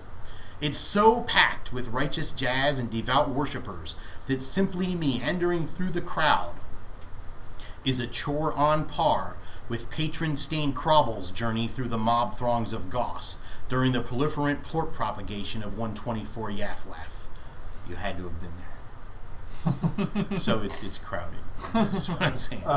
Okay. If anyone wants to make a notice roll, you may. Just to see if anything else pops out at your... Ooh, that's a 4. That's my worst roll today. 5. All right. Oh no, So 3. you only need a 4. No. Oh, did anyone get a 4? I'm I at got a minus 4. 5? Okay. I'm at -2. So While 3. most of the statues depict Jelvis himself, others show off various patron stains or assorted peeps and critters from Jezel-Freakian tradition. Mongers wander the digs with trays selling jelly donuts, spoiled grape juice, peanut butter nanner sandwiches, plus Jelvis idols and other jazz. You overhear a lot of people talking about how Righteous Daddy Holy Wafer, Blue Suede Snooze was a previous Righteous Daddy, Okay. is supposed to be visiting in just 3 days. He'll be here soon. Which, if you do a little bit of arithmetic in your brain, is about how much time you guys save by not going to the Crack of Doom. Okay. And Righteous Daddy Holy Wafer is going to be making some kind of really big announcement about recent discoveries in the Slog Slip Cleave. Oh, okay. All right. As you guys move through the crowd, it's so weird that I thought that was the camera and it's the microphone. So I was like looking at it like I was talking to people. I don't know if anyone's still watching or not, but if you are, hello. We're almost done. Thanks for sticking in. A central plaza is the realm of an assortment of very skilled two viewers. crafts peeps. That's good though. Who? Yeah, who's watching? Let's see. Does it say? Nope. No, doesn't say. No. Oh, we have 3 viewers. 3? Oh, and maybe me. It's you and All right. Anyway, here we We go. have someone named Vincent. Hi, Vincent. Hey, Vincent, I have something for you. Stop by the Oddmall Outpost when you get a How do chance. you know it's that Vincent? Because there's only one Vincent. Is it Vincent Nachazo or something like that? Asshole. Yeah, that's it. Nachigo. That's close enough. Vince, yeah, so one of your friends bought something for you and left it at the outpost and Will said, do. give this to Vince next time you come in. Cool. A central plaza is the realm of an assortment of very skilled craftspeops. They work incessantly, deftly carving large hunks of congealed scudge into various idols and fetishes. These guys are the king's pinheads, as is made obvious by their awesome pin-shaped hats and ceremonial bowling shirts. The idols they're crafting are the subject of much interest from the gathered throng. Each one depicts a sin for which someone seeks absolution. Toenail explains how things work. Dude, y'all nab yourself one of them there icons what matches your sin. You plop down some clams to pay for the thing, and then you haul it out into one of them there lanes along with some others to keep it company. Nab yourself a stone and roll that bad booty down the alley. If your sin gets toppled, all is forgiven. And Jelvis done rains his blessings down on you, and there's much rejoicing and whatnot. Hallelujah, y'all. I'm gonna nab me one with a big ol' disobedience stamped on its belly and topple that gooser right the goose down. Then Jelvis gonna give me back my zazz, and things will be all honky-donkey. Mercy baby. Yes. So that's the gist. We'll cheer him on. I'm going to cheer him on. I'm all for this guy. So Jelly, he's like tells you, please keep an eye out for Jelly Donut and his people. Oh, yeah. You guys don't know what Jelly Donut looks like, so I don't know how you're going to keep an eye out for well, I'm looking around for Jelly anybody with Donut- a lowercase t on their face. everybody. well, Oh God! I assume Jelly Donut, if he's like the Pope, he'll have a big hat. Because like Catholics. Well, no, that's the righteous daddy. Oh. The holy wafer. That's the guy that's coming in a few days to make a big announcement. Oh. Well, that's what Jelly Donut looks like, so we can. Well, I mean, Jelly Donut is a big daddy. He's Big Daddy Jelly Donut, so he's a higher rank than some of the other basically people. everybody will be. But just about pound everybody here is wearing a lowercase T and a jumpsuit and rhinestones and stuff. So there's no hats. There are make it hats. so easy because There are several. I'm smaller gonna the make a hats are, hat less out you of are. just some filth. Right. I'm the Pope now. All right, so Toenail goes through that process, gets an idol made that says disobedience. It's a long word, and the guy had to chisel really small to get it on there, but he managed. He gets that and 9 other idols. He puts them in a basket and carries them along. As you make your way toward the How long many racks, times did he pay for that? about 400. Oh, jeez. Yeah, it's expensive. They got to pay for all this statuary somehow. As you make your way toward Yeah. the long racks of polished kidney stones, wending through the swarming throng, Toenail halts and whispers suddenly, "Dang it! That there's Jelly Donut himself, coming usward." The worm in question continues in your direction, pushing against the crowd. "Toenail!" he shouts. "You shouldn't be here!" He's like a spume coming out of his mouth. I'll show you a picture of him. I even have a picture of Jelly Donut. It's exciting. There he is. Right there. He's a worm. He's not wearing a hat. Well, he's got a fake pompadour. The big helmet, pompadour. kind of, Okay, I got it. but it's fake. It's like strapped on. All right. But he's like, "You shouldn't be here!" He yells at him. And Toenail's like, "See, protect me! I got a tone!" I'm gonna run off to the side and be like, "Over here, dirtbag! Your hair's faker than your face!" And I'm gonna use taunt. Okay, good. Yeah, make a taunt roll, and I'll make a... Oh yeah, you do fear. I'll And just cast fear on him. Okay, now keep in mind you're in a very crowded place. So if you cast fear, it's going to have an area of effect. And it's not just going to affect him, unless you can touch him. Or- wait, you're a Dementalist. I'm so, a smart. Yeah, since you're a Dementalist, it's all in their head. So It's yeah, all in sorry. his head. Although, depends on the fear that you create. Like, you could create it so that Toenail like is glowing and Jesus.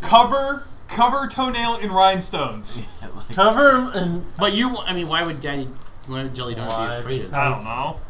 I mean, you can convince him he's terrified of something. Just Yeah. terrified in general. He can, So, yeah, I'll just what would he roll for his He's fear? literally a zombie. so you He just does make a smart Dementalism times roll. 2. You have a skill called Dementalism. 10, and then the die. Yep. And I will attempt to taunt. While he's At the doing same it. time. Yeah. What do I need to pass? 4. I have a 5. Okay. I'm not sure how fear works. maybe make him look like Stan. Mark. Holy times cow. 2. That's my 4-6. 27. And this was a taunt roll. Pissed Okay. off the entire So what are congregation. you saying to him? Your pompadour is faker than your face. Oh. I don't know who you are, but that hurts. He starts sobbing and crying and like just tears dripping down his cheeks. And the fear of and you see like a stain spreading. Imagines his pompadour actually falling off his head. He's like, "Ah!" He just kind of curls up on the floor and like he's trying to put his pompadour on. He's sobbing and like that. I'm giving Toenail a push. Go. But there's a mob of people like, "What's wrong with him?" Make And, way, make these way. are all like holy rollers, so Justin, they're I know. All right. So you notice like a stain spreading on his bell bottoms and stuff. It's bad. So he's curled up on the ground, crying and terrified. And Make just, like, way, make way, and All they right. start pushing people out. On the way. Toenail is a smelf on a mission, right? Are you guys all going with Toenail? Oh, You yeah. have- Yeah. Oh, God, Sticky He with has it. his shiny, polished kidney stones. He has his holy sin fetishes. His sideburns are moosed. His sequined jumpsuit, while threadbare and filthy from his travels, is at least presentable. With a satisfied sneer and a thrust of his hips, he sets himself in line for an open lane. The lanes are accessed through a large arched tunnel at the back of the room. The lines for such are interminable, brimming with excited Diesel freaks eager for absolution. The masses throng as the throngs mass, but there's been no further sighting of Jelly Donut. or any of his cronies. Hubbub and chatter let you know these peeps are supremely jazzed about the Righteous Daddy's impending arrival. Toenail brims with enthusiasm. Finally, the line pushes beyond the archway, and you find yourselves within a massively bulbous chamber of some sort. I don't know, maybe like a spleen or something. Highly polished wooden planks form channels that run down a multitude of cylindrical tubules, extending beyond the cavity. A crowd of devotees surrounds each one as a penitent Diesel freak bowls his stone down the lane, crashing into idols and eliciting either an exalted cheer or a mournful groan. So that's kind of like what it looks like in each individual lane. Wow. Like mobs of Diesel freaks all around, guts, walls, stuff like that. All right. Make a notice roll. Hello, Vince, and whoever else is watching. Oh, my turn. 3. 7. Jelly Donut is pushing his way through the crowd toward you. I got 1. What do you got? I got 7. 1. So 7. You rolled a 6 first. Yeah, so seven. So 7. Oh, okay. But I also just rolled a 7. So Jelly Donut is pushing through the crowd, and he's just like shouting, like, "Toenail! You don't belong here!" And there's just like tear streaks all over his face and stuff. All is in place. Toenail's pins are arranged. He smiles broadly and brings the marbled kidney stone to his chest as he paces back toward the throwing line, praying softly to himself as he goes. With a deep breath and a muttered, "Don't be cruel," he launches the ball down the lane. It rolls, jogging leftward, then correcting itself and curving directly at the head pin, the one with the leering face and the word disobedient scribbled on its tummy. Slam! The ball crashes into the pins, spilling all 10 of them across the lane. Woo! An eruption of cheers and shouts of "Mercy, baby" from the onlookers, and Toenail stands exultant. He turns toward the crowd. Jilvis, in his almighty wisdom, has seen fit to forgive the sinner his misdeeds and return unto me my absent Zaz. Behold! I know. It's exciting. So Toenail starts chanting under his breath and like waving his hands in kind of like a lightning bolt shape. Jelly Donut's like, "No! Don't! Monster!" He yells at Toenail. Toenail continues muttering, but nothing seems to happen. He stops and looks around, embarrassed. His smile turns to a frown. It ain't fair, baby. I done the thing what I was supposed to do, and still I got no Zaz. Daddy Flabberoo was right. Jilvis don't give a butt hair about what happens to none of us. Suddenly, and without warning, Toenail is no longer there. Well, he is, but he's smashed beneath the feet of a horrifying monstrosity that somehow stands where he stood an instant ago. Is he milk? The thing grins. No, he's actually crushed under this thing's Oh. foot. The thing grins, revealing an entire kitchen full of gleaming knife-like choppers. Its head sags under the weight of an enormous crown of jagged horns. "Jumpin' Jilvis!" someone yells. "It's a holy mother! Don't let it spit on you!" Someone else screams. This creature is now standing on the bowling alley lane, smushing Toenail beneath one of its feet. No. And everyone in attendance is like, "Ah! It's a holy mother!" You guys didn't know what a holy mother is, but that's apparently one of them. Okay. Okay. Holy mother. So, what now? It immediately looks at like tons of eyes. It looks around and just starts like swinging its arms and clawing and whacking people. It's got big fleshy fingers rather than talons, but they're still flipping you off. There's lots of kinds of mothers. Yeah. It's a holy mother. Yeah. Right. Okay. So I'll let you guys do something. 3, 6, 6. Queen. That's for you. And Toenail is kind of incapacitated at the moment. 8 for the monster. Attack pattern, whatever. Okay. So Queen, you're first. Attack pattern, whatever. Attack pattern, whatever. It means we can change our order. I want to go nice. first. Yes. Okay. Nice. I want the monster to go last. We can't change the bosses. So basically, this lets you trade initiative cards with each other at the beginning of the round. That's what it is. All right, so you can swap these around. Take mine. Okay. There you go. I always go last. It's been a running gag for me, so yay!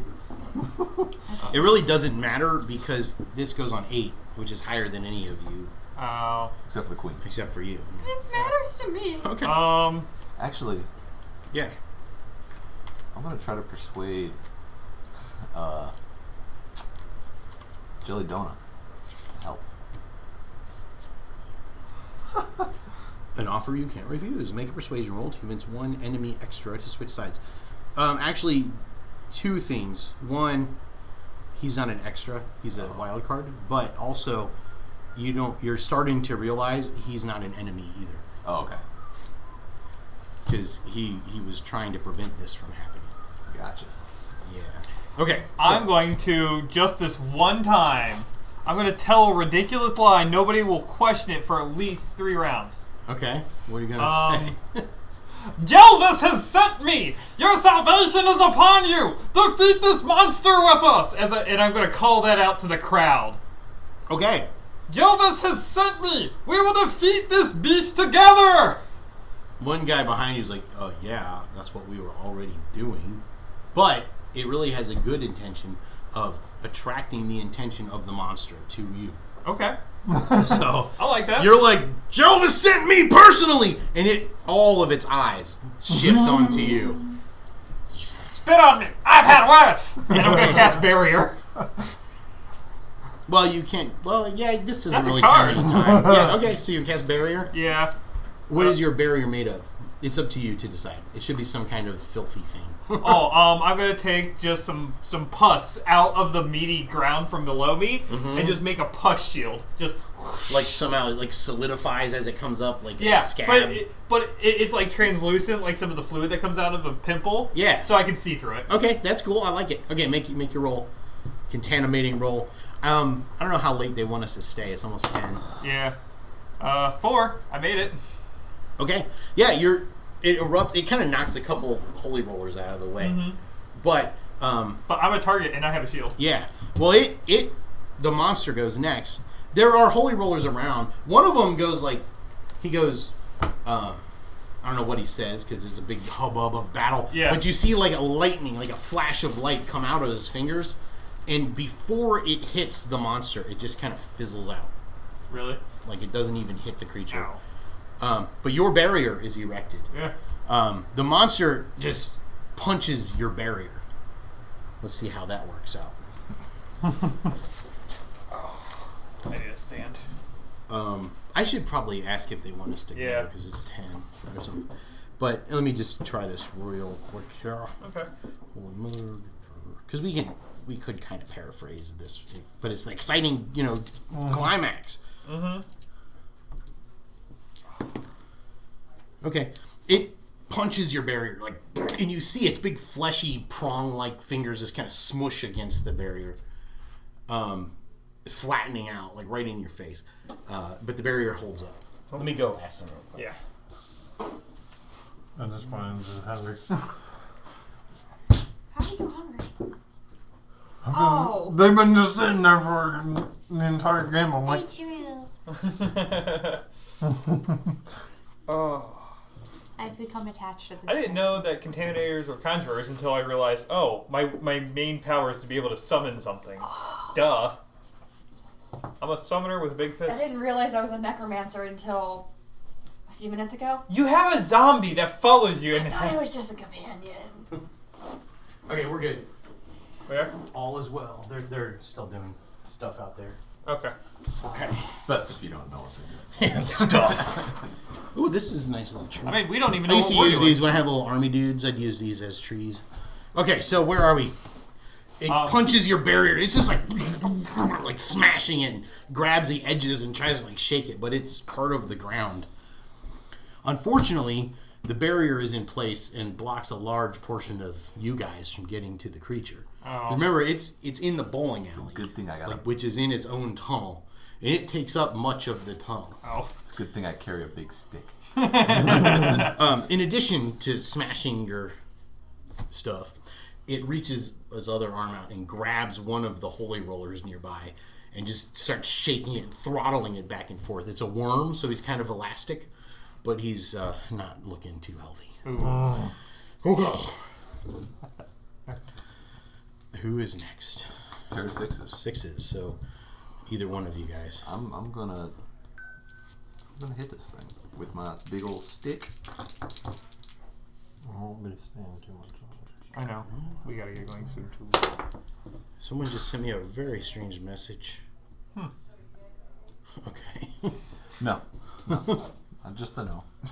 Oh, okay. Boot goes flying. The problem is your barrier is blocking a lot of anything. I smacked the I barrier. didn't realize that I would do that. Yeah, I mean, it's in the heat of battle, you know? Okay, so what you were just trying to whack it, but you missed. All right, what about you, Raboa Sloth? Can I get around the barrier or just like no? If you make an agility roll. Okay, I'll make do that. Making what to do. I have a 4. Pass. Yeah, that's what you needed before. Awesome. Okay, so now you can still do something. So you kind of scamper around the barrier. I just hop around it. Yep. And so can I just go up and attack it now? Yeah, there are a lot of other people here. Most of them are just running in panic because they're terrified of this thing. Okay, so I roll a fighting. Nope. that's a big no. That didn't work. All right. Man, the dice hate me now. Your turn. My turn. I'm Now last. we need to one-shot something. I know, right? Alright. I already ate my worm, but can I have one? Because I could I can't do anything with pets. make a pet attack for random person. Exactly. You didn't roll a 22 that time. I know. That's when we need it. Where My are 27 taunt. Okay. That's everybody. So let's do the next round. Do it. Okay. Do it now? I'm going to agility around the barrier. Okay. Roll. Oh. I'll eat the other worm, which I already did. Yeah. They've been Technically, sitting you're out not the supposed entire to game, and get I'm like, it. I know. I'm That always was the Justin, point, like- Justin, you I already know. ate it. You can't use it. It's okay, Justin. See, me, I had been nibbling, so I still had whole worms. fine. That's called cheating. It's called a loophole. Oh, an 11. 11. Okay, what are you doing, though? Getting around the barrier. I'm going to go ahead and swing with my really big butter knife. Okay, you have a really big butter knife. And don't forget your fight. Yep, fighting. Mm-hmm. and What does that do? Size matters. Okay. his butter You're- knife quadruples in size. Ooh. What does that do? Yeah. For so many rounds. Your weapon inexplicably quadruples in size for the next 4 rounds. It's no harder to wield, but inflicts 2d4 additional damage. Okay. So It's huge. I mean, So I'm going to go this ahead butter knife that was already like this big yeah. is now enormous. I hit it. Well, you don't know. It's a what- 4. It's based on its parry score, Oh, which which is a 7. dang. ow. So you needed a 7. Dang it. I missed. Yeah. Well, it's very awkward to suddenly have a giant knife. Sure. But you made it past the barrier, so you're on the other side of the barrier, so that's good. Yep. I Well, got it's still big, though. Yeah, for the next 4 3 more rounds. rounds. Okay, so next round then. 3. Ace, 6, Jack, Oh. Jack, 2. All right. A holy roller comes up in front of it, and he's like this. It's a crouch. He brings all 4 arms up, and suddenly his hands burst into flame, like he's about to do something awesome. The monster gets multiple attacks, so it spits right on this holy roller. You see this gray phlegm like just splash into the holy roller's face, and suddenly the flames just go out on his hands. It blocks his connection. That's what happened to Yeah. our companion, Cool. Okay, Toenail. you got an ace. Yes. I'm gonna attack it again. Okay. I'm gonna go stab him. I'm not gonna go stabby stab. I'm gonna go stabby You also stab. notice Toenail is still alive. He's on the He's like really hurt and stomped on, but he doesn't appear to be dead. Good. Okay. Try to slash. With your talons. Where is it going? It wants to travel. It went to the Holy Land. So That's a hit. Yay! We need to roll a 6 just to hit it, so we can re-roll because Yeah. it's parry a 7. I'm actually not bad at fighting, but getting around the barrier. I just rolled poorly. Yeah. What'd you get for damage? 2. Not enough. You get up in its grill and you slash at it, but it does not seem to care. All right. It's not that bad. You guys both got jacks, but you're first. First, I'm gonna go ahead and swing at it again. Nope. Okay. I should just cone blast it. I'm gonna hit it with my gigantic fist. Nope. Okay. Because I need to roll. Well, and you're behind the barrier. True. I'm pulling down the barrier. Yes. Okay, you dissolve the barrier. I dissolve the barrier by punching my fist through it at the monster. Okay. And I cool. miss. But it doesn't work. Okay, so your turn. Now that the barrier's down, maybe that'll help. Nope, it won't. No? Okay. So, I already made the monster go early, so don't worry about that. It was just to show you what happens when it spits on someone. All Just right. in case we one-shot it. Yes. 5, 9, 5, 10. Okay, so there's all kinds of. This is chaos. Like there's, all the Jeezel freaks all over the place. Some are running away. Some are coming in to attack it. The ones that are attacking it, they don't seem to be doing anything to it. Neither do we. Well, I'm the first one to hit it. Use your I'm fists, saying this not thing your magic. absorbs magic. Stop your jazz. Or is resilient to it magic. looks right at you, locks Or all 4 jealous. eyes at you because of what you said earlier. You hear it go. Like working up a good loogie. Come at me, bro. All right, what's 3 your, hands. What is your parry score? Where do I find that? Oh, 5. Where did you find that? It's Where's like your someone threw a charisma bowl full of face? Jello at you. Ah. It splashes across your face. It smells rancid, and coats you in this just phlegmy, globular mess, which you normally like. You're usually into that kind of thing. Yeah, so you've been coated in a globular phlegm. Let's see what happens with that. Okay. Your turn. Alright, Globular. I know that it Viscous. feels like any kind of Zaz does not work against it, but I'm going to try Dementia. Okay. Magic. Dementalism. Dementia. Mentalism. Dementia magic. Dementia. think I'm gonna do something. It forgets it's on the phone with you partway through the conversation. No. Well, yeah, you only need a 4. 4? Well, what are you trying to do? Which power are you? I'm going to blast. Burst it. Okay. Blast burst. What does it say for damage on burst? 2d10. Okay, so you decide what your burst is, so you can make like a projection of, I don't know, whatever you want. Little brains launch out of your head, or it's just like fireworks going off in its brain, or whatever you want it to do. It causes that damage. Make it cry blood. Goblin D. Just Did you tell him about Goblin? No. tons of brains It just came out. flying at it. Okay. Brain blast. And then I roll 2d10. 2d10. Just 2d10. 2d10. Yep. That is a 9 and a 6 of 15. That's good. You actually got a raise. Okay, so it, like, you see these like little translucent brains blob out of his like shiny forehead and just smack into the thing and like dissolve into its flesh somehow. And then there's little like flashes of light like behind its eyes, and it starts like doing that kind of thing. You know how it is. Yeah, of course. Then Give it dementia. So. it has a D12 spirit to try to resist this, and I rolled a 1. It has dementia now. And it's just reeling. Like it puts its hands up on its head and just kind of shakes back and forth a little bit. And, you know, it's not really injured so much as it's stunned. Mm-hmm. But Yeah, stunned it, you yeah. guys. Okay, so that is very good. Your turn. Punch! Make it on punch. That's 2 5s. That's not a 7. No, but it's stunned right now, so you get a bonus. So you got it. Oh, I did? You hit it. Alright, a D8 My stunning A D8. actually works. plus my wild. Right?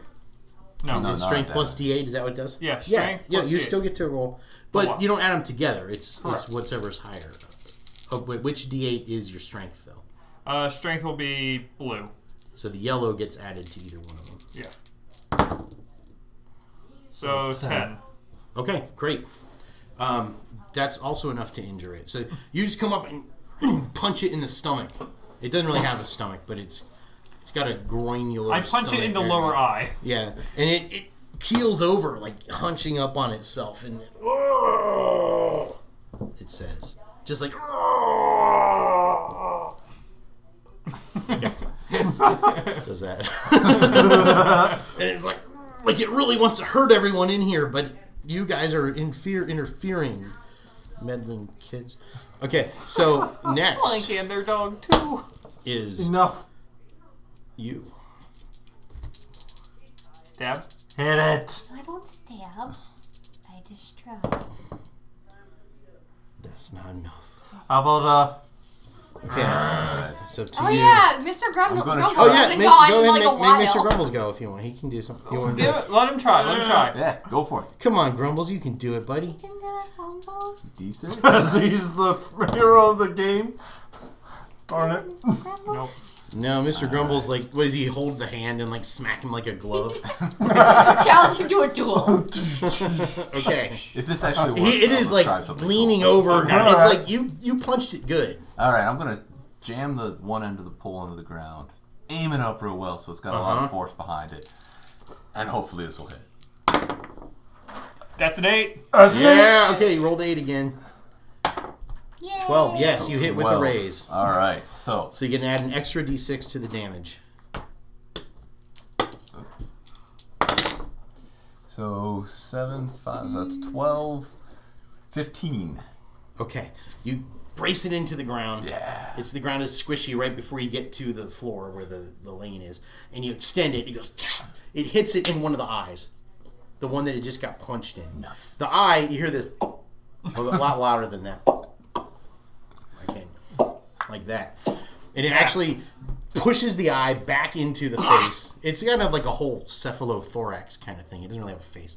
Punches it back in. Your foot, your shoe disappears into the cavity and then pops back out as you retract it with the eyeball stuck in Now you have a trailing new nerves and attachment. muscle. The Holy Mother groans and then just falls face first on the ground. Huzzah. Quivers I did for a moment. nothing. And the I Holy Rollers just start kicking it and beating the crap out of I it. pull his foot It's off already of dead. toenail. Yeah, toenails And then lying on rush the ground over. like Oh yeah, you should probably. use glowy finger of love. Glowy finger up. Toenails like, oh, what happened? I lost my jazz. Jelly Donut pushes his way through the crowd. He looks at you guys. Like he can't decide whether to like thank you or be pissed at you. He's like, So he's a parent. Toenail, I tried to warn you. Toenail's like, that's our Toenail. Yeah. All right. So it's over. You won. Congratulations. 2 days have passed since your battle with the Holy Mother. Toenail's lack of zazz wasn't due to the ire of Jelvis, but was instead caused by the vile phlegm of a horrific monster. Jelly Donut wasn't such a bad guy after all. In fact, out of gratitude, the Jeezel freaks at the Bowls of the Oath hooked you up with some dandy jazz, which if we were playing as a campaign, I would give you. In fact, now that you're all rested up, sitting around a table at the Guts, chomping on some kind of sandwich and sipping something that's way too squishy to be considered a beverage, it might be a nice time to divvy up the goods and pat each other on the back. Well done, I'm friends. totally just eating stuff out of the trash Well can. done. Yeah. So, does it all make sense? Yeah. Yes. Absolute I'm just trying to sense. figure out Oh my why- God. What the monster connection. Okay, How the it monster, disappears. the thing the Holy Mother does is, when it spits on a Holy Roller, it forms a connection with the Holy Roller. Got it. It removes its zazz, yours as isn't affected because you're not a holy roller. Yeah. That's why yours worked. Mm-hmm. It's unaffected by holy roller magic at all. Okay, so I was thinking. There's a good thing none of us picked a holy roller for Yeah. that fight. But so anyway, once it forms that connection, if that holy roller ever like publicly renounces its faith, then the Holy Mother is like instantly teleported to the area. Oh wow. So if you think about it, if you had not taken the shortcut, you would have been there the same time as the righteous daddy. And it was all an assassination attempt by the Holy Mother to kill the righteous daddy.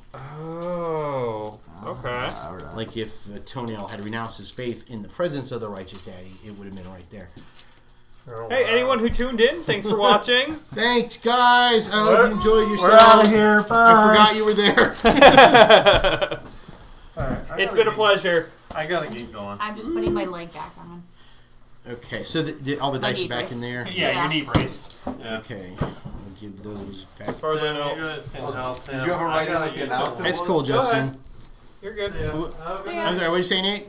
Did you ever write in what the announcement was? The big announcement from the. Oh, well, the big announcement, was going to be the jet. He was going to come to announce the proof of the slog slip creed being the thing that he asked Toenail to lie about. Because, it's all politics. You can have my arm. Cool. But it's a lie. Nice. Yeah, it's a lie, but it was Welcome like. to religion. Yeah. Do you want those Hey, flavors? Papa Nurgle was with No. me the whole You time. can have 'em. Yes. I was like, filthy character? Mine. I got gummy worms. Really? Yeah. Yeah, the reason I picked that character is because my 40k army is Death Guard, who worships Nurgle. Oh, Nate, also, Escalate God. regarding that plumbing stuff we talked about, I don't think I'm going to need help because I found out that they told me it was going to be $2,000 or $1,200 to get it from the street to the building. Right. But the $1,200 when I actually went and talked to them in person instead of over the phone was just to put the tap on the line.